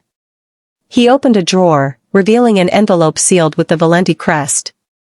Inside, a collection of documents, ledgers, names, bank transfers, evidence of every crime Marco and his allies had orchestrated. The final key his mother had hidden before disappearing. This was the weapon that could destroy their empire, but it would also destroy him. A soft knock at the door interrupted his thoughts. Luca entered, his face drawn. The cars are ready, he said. Adrian nodded. Get the files to the safe house. I'll handle the rest. Luca frowned. You're going to meet him, aren't you? Adrian said nothing. Luca shook his head. You can't fix this by dying. I'm not dying, Adrian replied quietly. I'm ending it. Hours later, Adrian drove through the industrial district, where the snow turned gray from smoke and metal dust. Abandoned warehouses lined the streets like tombstones, and the air hummed with tension. In the distance, headlights flickered, a convoy. Marco's men. Adrian parked the car and stepped out, the cold biting through his coat. He could hear the echo of footsteps crunching toward him, the rhythm of approaching violence. "Little brother," Marco's voice called out, smooth and venomous. He emerged from the shadows, coat draped over his shoulders, smile razor thin. "You should have stayed hidden. I was beginning to enjoy your silence." Adrian's jaw tightened. "You killed our father." Marco smirked. "Correction, I freed us from him. You were too blind to see what he really was. A tyrant hiding behind family." "He built everything we have," Adrian said. "He built chains," Marco replied. "I broke them. You should be thanking me." "You call betrayal freedom?" "I call it evolution," Marco said. "You've always been stuck in his world, his rules, his mercy. That's why she left you." Adrian's muscles tensed, but he didn't move. Marco's smirk widened. So I hit the nerve. The waitress, right? The one who thought she could save you?" He stepped closer, eyes glinting. "You think she'll still love you when she finds out how many lives you traded for hers?" Adrian's voice lowered. "You don't get to say her name." "Why not?" Marco asked, almost amused. "She's part of this now. Everyone you touch ends up bleeding." The silence between them crackled like wire about to snap. Then Adrian spoke, his tone measured. "You're right about one thing.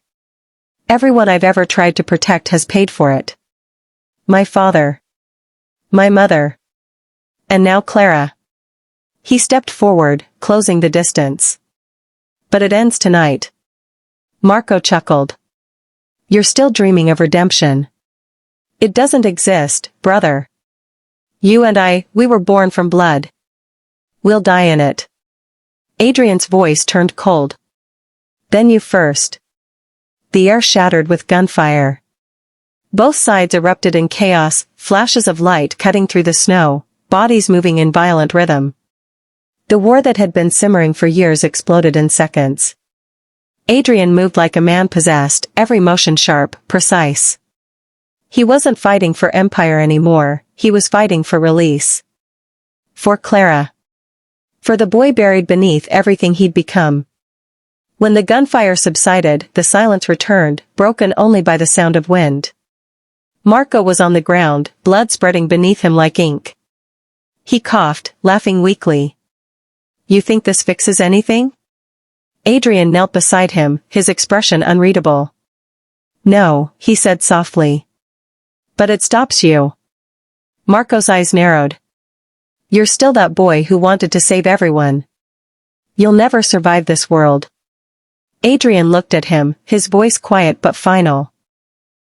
"Then I'll leave it." Marco's breath faltered, the laughter fading from his lips. Adrian stood, his coat dusted with snow and ash.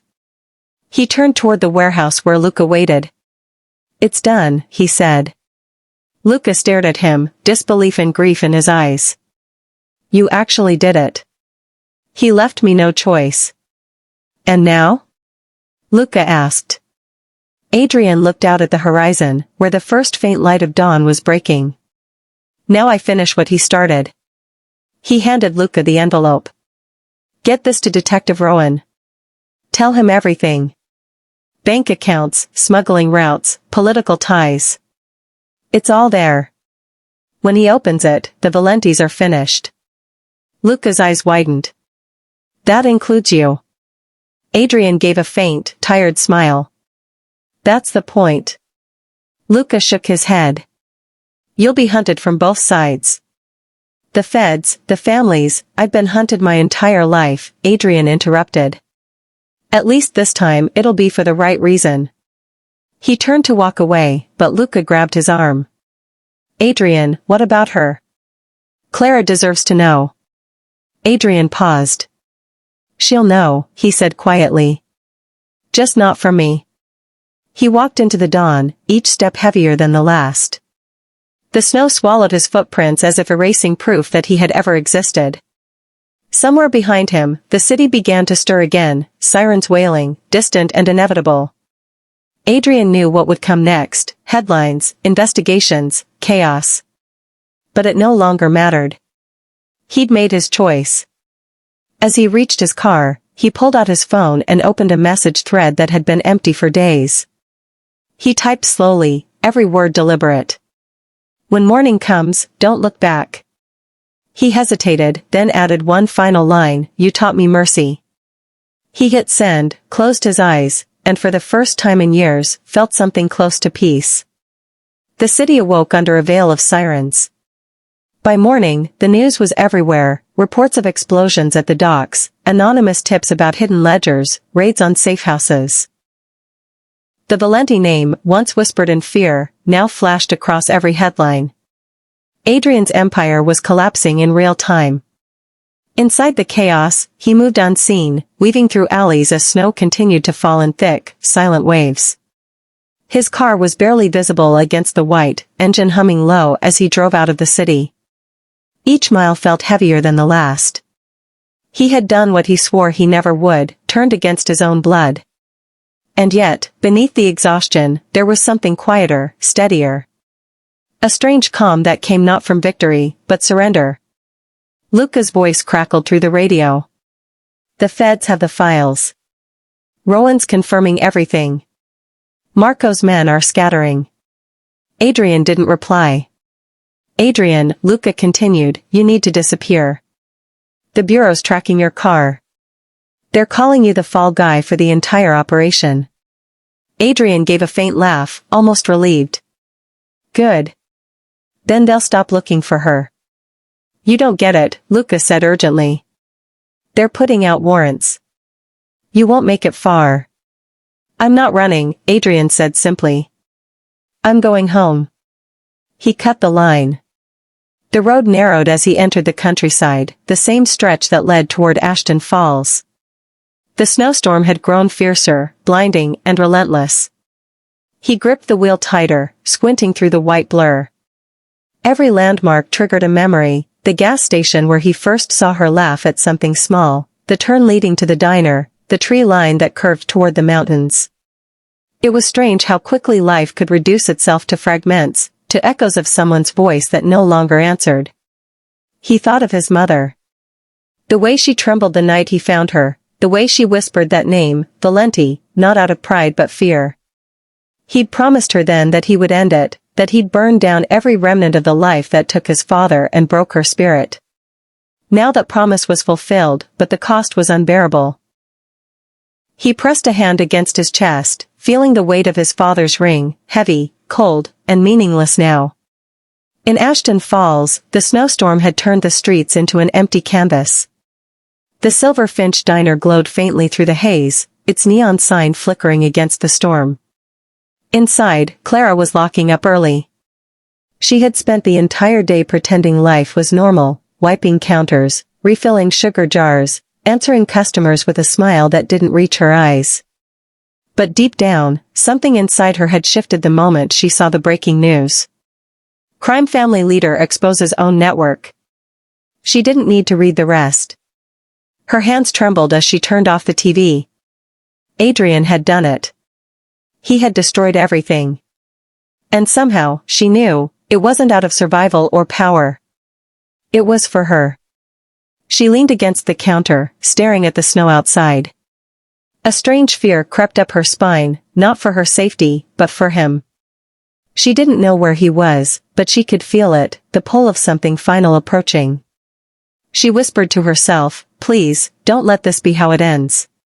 Miles away, Adrian's car skidded as he turned onto the diner's road. The storm held like a warning, but he kept driving. His body ached from an earlier gunfight, the graze on his shoulder throbbed under the bandage. His vision blurred, and he blinked hard to stay focused. The diner's neon glow appeared through the snow like a ghost guiding him home. For a brief moment, he let himself imagine walking through that door again, hearing the bell ring, seeing her turn with that soft, guarded smile. But some things weren't meant to be repeated. He parked the car across the street, engine idling. For several seconds, he sat in silence, watching her silhouette through the frosted glass. She was moving slowly, methodically, closing for the night. He could see the exhaustion in her movements, the sadness in her shoulders.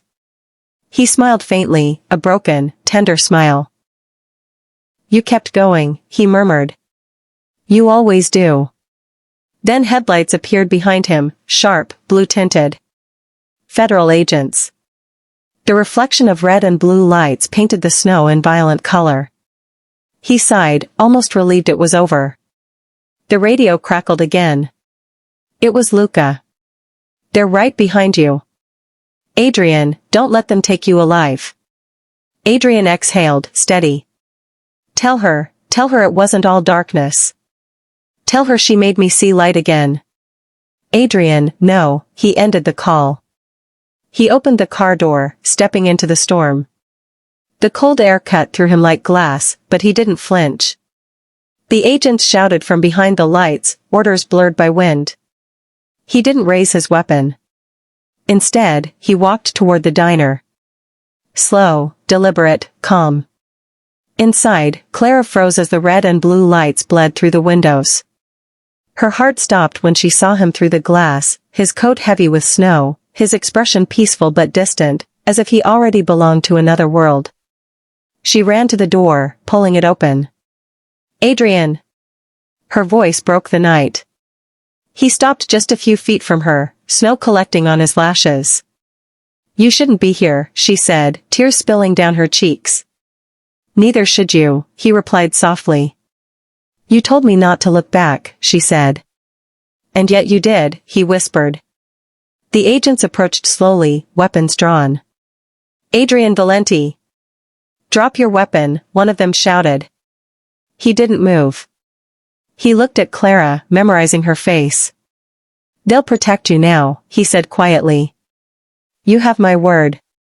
Don't do this, she said, shaking her head. You don't have to be the one to pay for what they did. Someone has to, he said. It might as well be me. Please, she whispered. Just stop running from the life that wants you. He smiled faintly. I stopped the moment I met you. She reached for him, but he took a small step back, his voice barely audible. Thank you, for teaching me how to feel again. Adrian, Clara, he interrupted gently. It's okay. The agents moved in, shouting commands drowned by wind. Clara's scream cut through the night. Adrian turned, raising his hands, not in surrender but release. And then, in a blur of motion and noise, the world erupted, shouts, flashing lights, the sound of boots crushing snow. Clara fell to her knees as the storm swallowed the chaos, her vision blurring between tears and white light. When the noise faded, only the wind remained.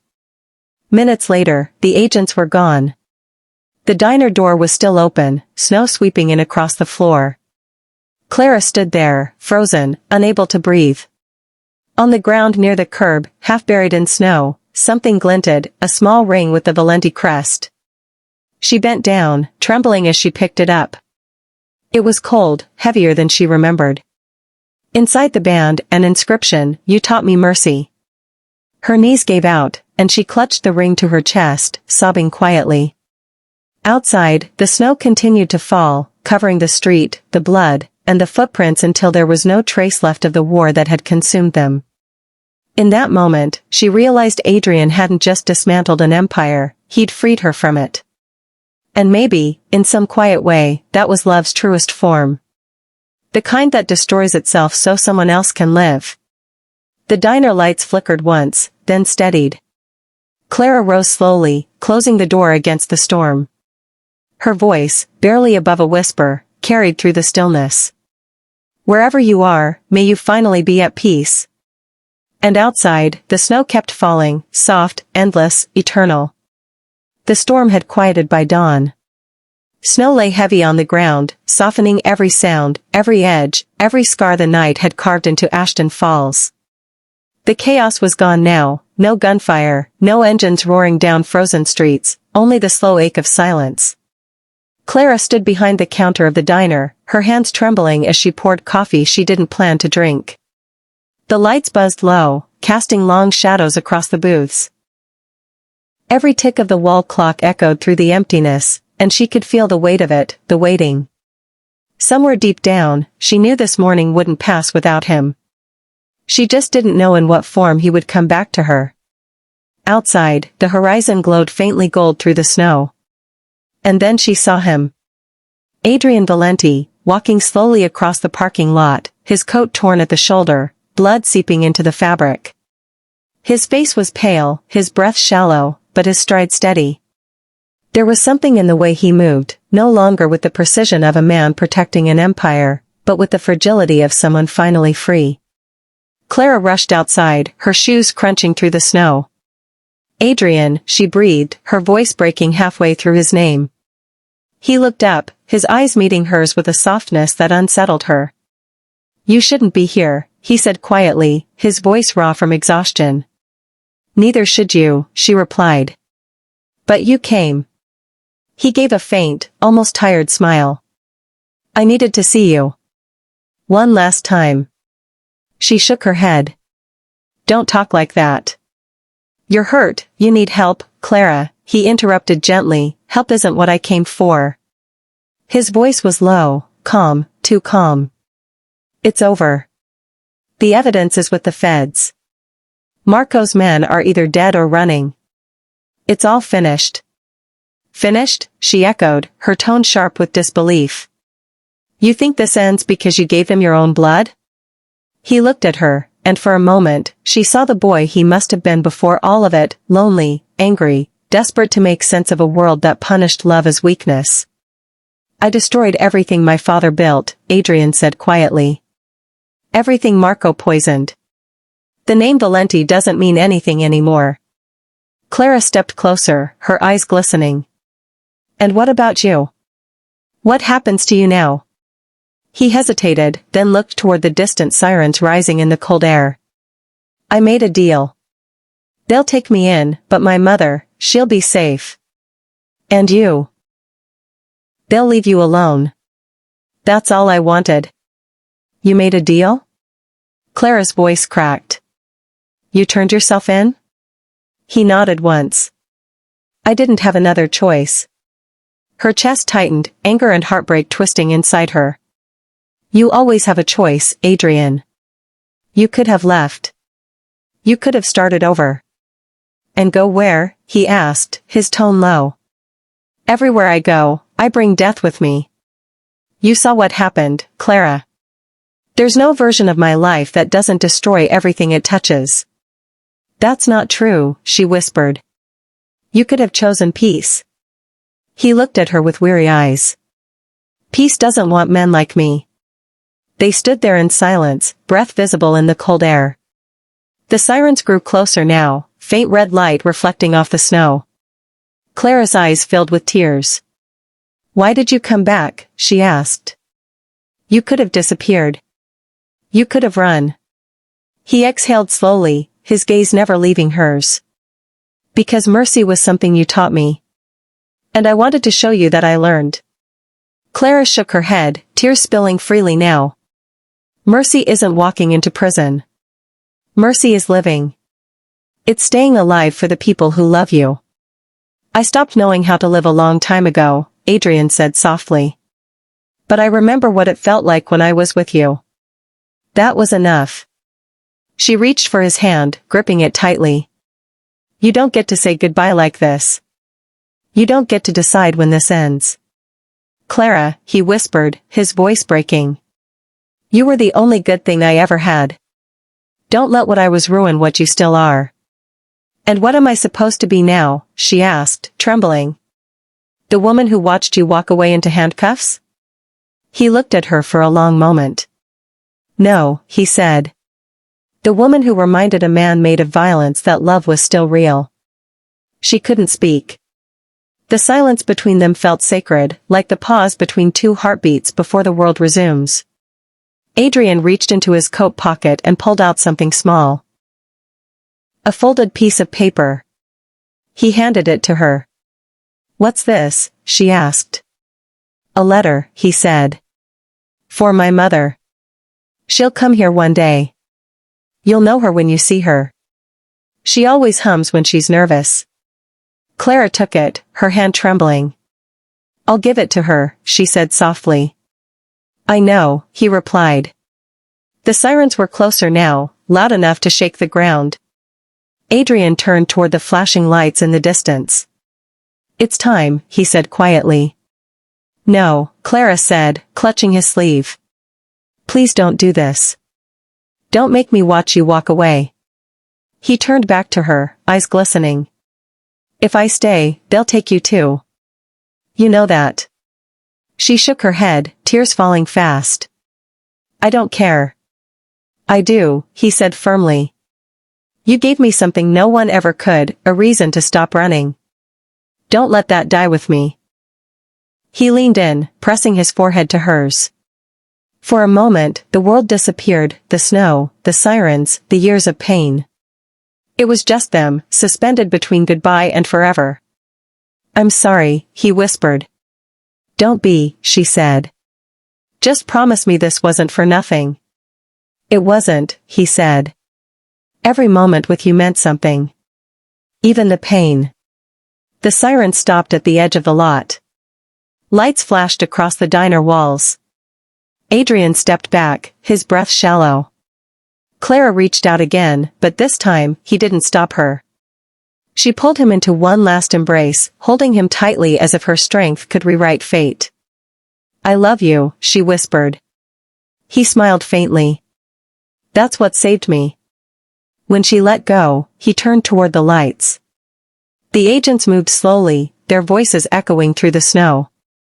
"Adrian Valenti, step forward." He obeyed, calm, unarmed, ready.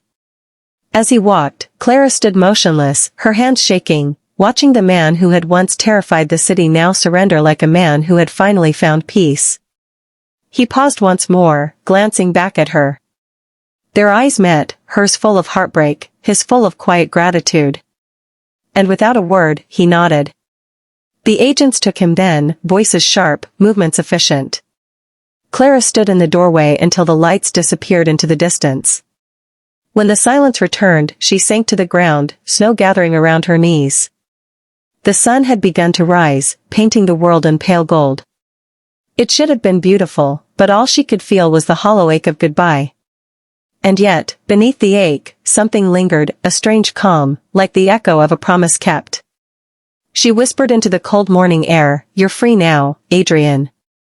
Months passed. Winter had softened its voice, but the memory of that storm still lived quietly in Ashton Falls. The town had returned to its rhythm. Trains groaned past the tracks again, the street lamps hummed to life each night, and the Silver Finch diner stood exactly where it always had. Yet, something had changed. There was a kind of stillness that wasn't there before, not emptiness, but peace, the kind that comes after surviving a story that nearly broke you. Inside, Clara moved with calm precision, the same way she had every morning since her mother first handed her the keys to this place. The coffee brewed in the corner, the jukebox hummed faintly, and the smell of baked apple pie filled the air. Outside, flakes of snow floated slowly to the ground, coating the windows in white. She stood by the counter, pouring coffee into a mug that wasn't meant for anyone. Some mornings, she poured two, one for herself, and one for him. She never drank his, but somehow it felt wrong not to. It was her quiet way of acknowledging the ghost that never truly left. When the bell above the door chimed, she didn't look up immediately. Regulars came and went, but this sound carried something different, lighter, almost hesitant. She turned, expecting a delivery boy or a traveler seeking warmth. Instead, her breath caught in her throat. Standing in the doorway was an older woman, wrapped in a wool coat, her eyes gentle but tired. She looked familiar, though Clara couldn't place her at first. Then the woman smiled faintly, and hummed. That sound.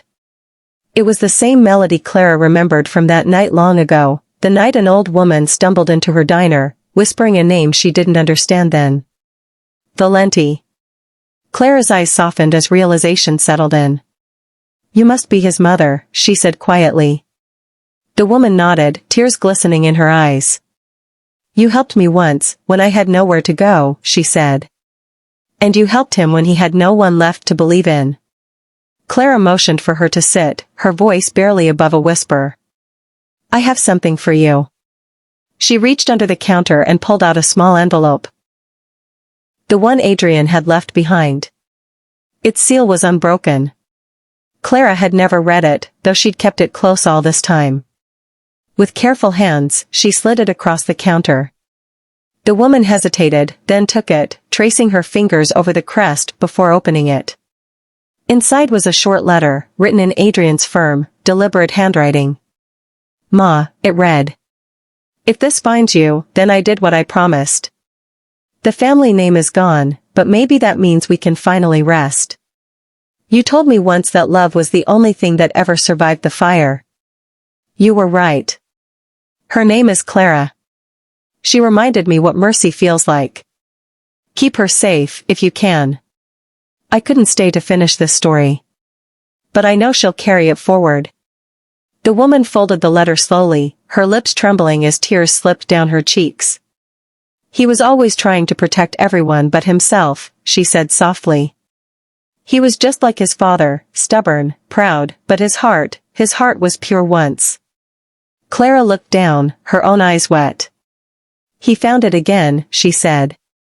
"Even if it was only for a moment." The woman reached into her coat pocket and pulled out a small velvet pouch. "He wanted you to have this," she whispered. Inside was a ring, silver, worn, engraved with the Valenti crest. Clara's breath hitched as she recognized it instantly. "He used to wear this," she said. "Every day." "Yes," the woman replied.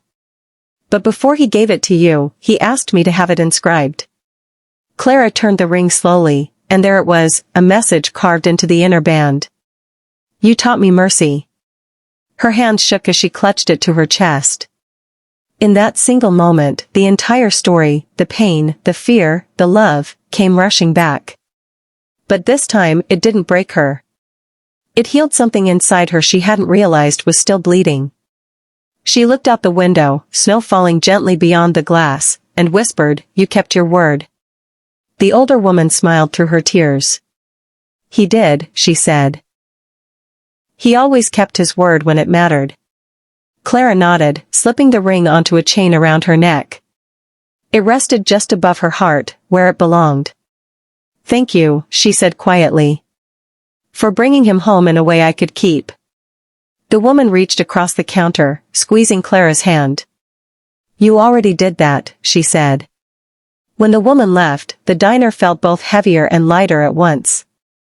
Clara stood by the window long after the bell stopped ringing, her reflection soft against the snowfall. Outside, the town looked peaceful, as if time itself had paused to honor something sacred. She turned off the lights one by one, leaving only the warm glow from the neon sign. Then she walked back to the counter, poured the second cup of coffee again, and whispered, "Wherever you are, I hope you found peace."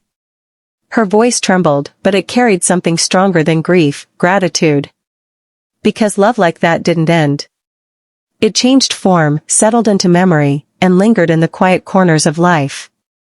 She understood now that some stories aren't about getting what you want, they're about finding who you are in the aftermath. As the snow thickened, she sat by the window, watching the light fade. Somewhere in the distance, a car horn echoed faintly, and she smiled. It sounded like a reminder that life kept moving, even when your heart was still learning to catch up. She picked up her cup, took a sip, and exhaled softly. For the first time in months, the air didn't hurt when she breathed. And then, in the quiet, her voice, calm, warm, reaching beyond the screen, spoke to her audience.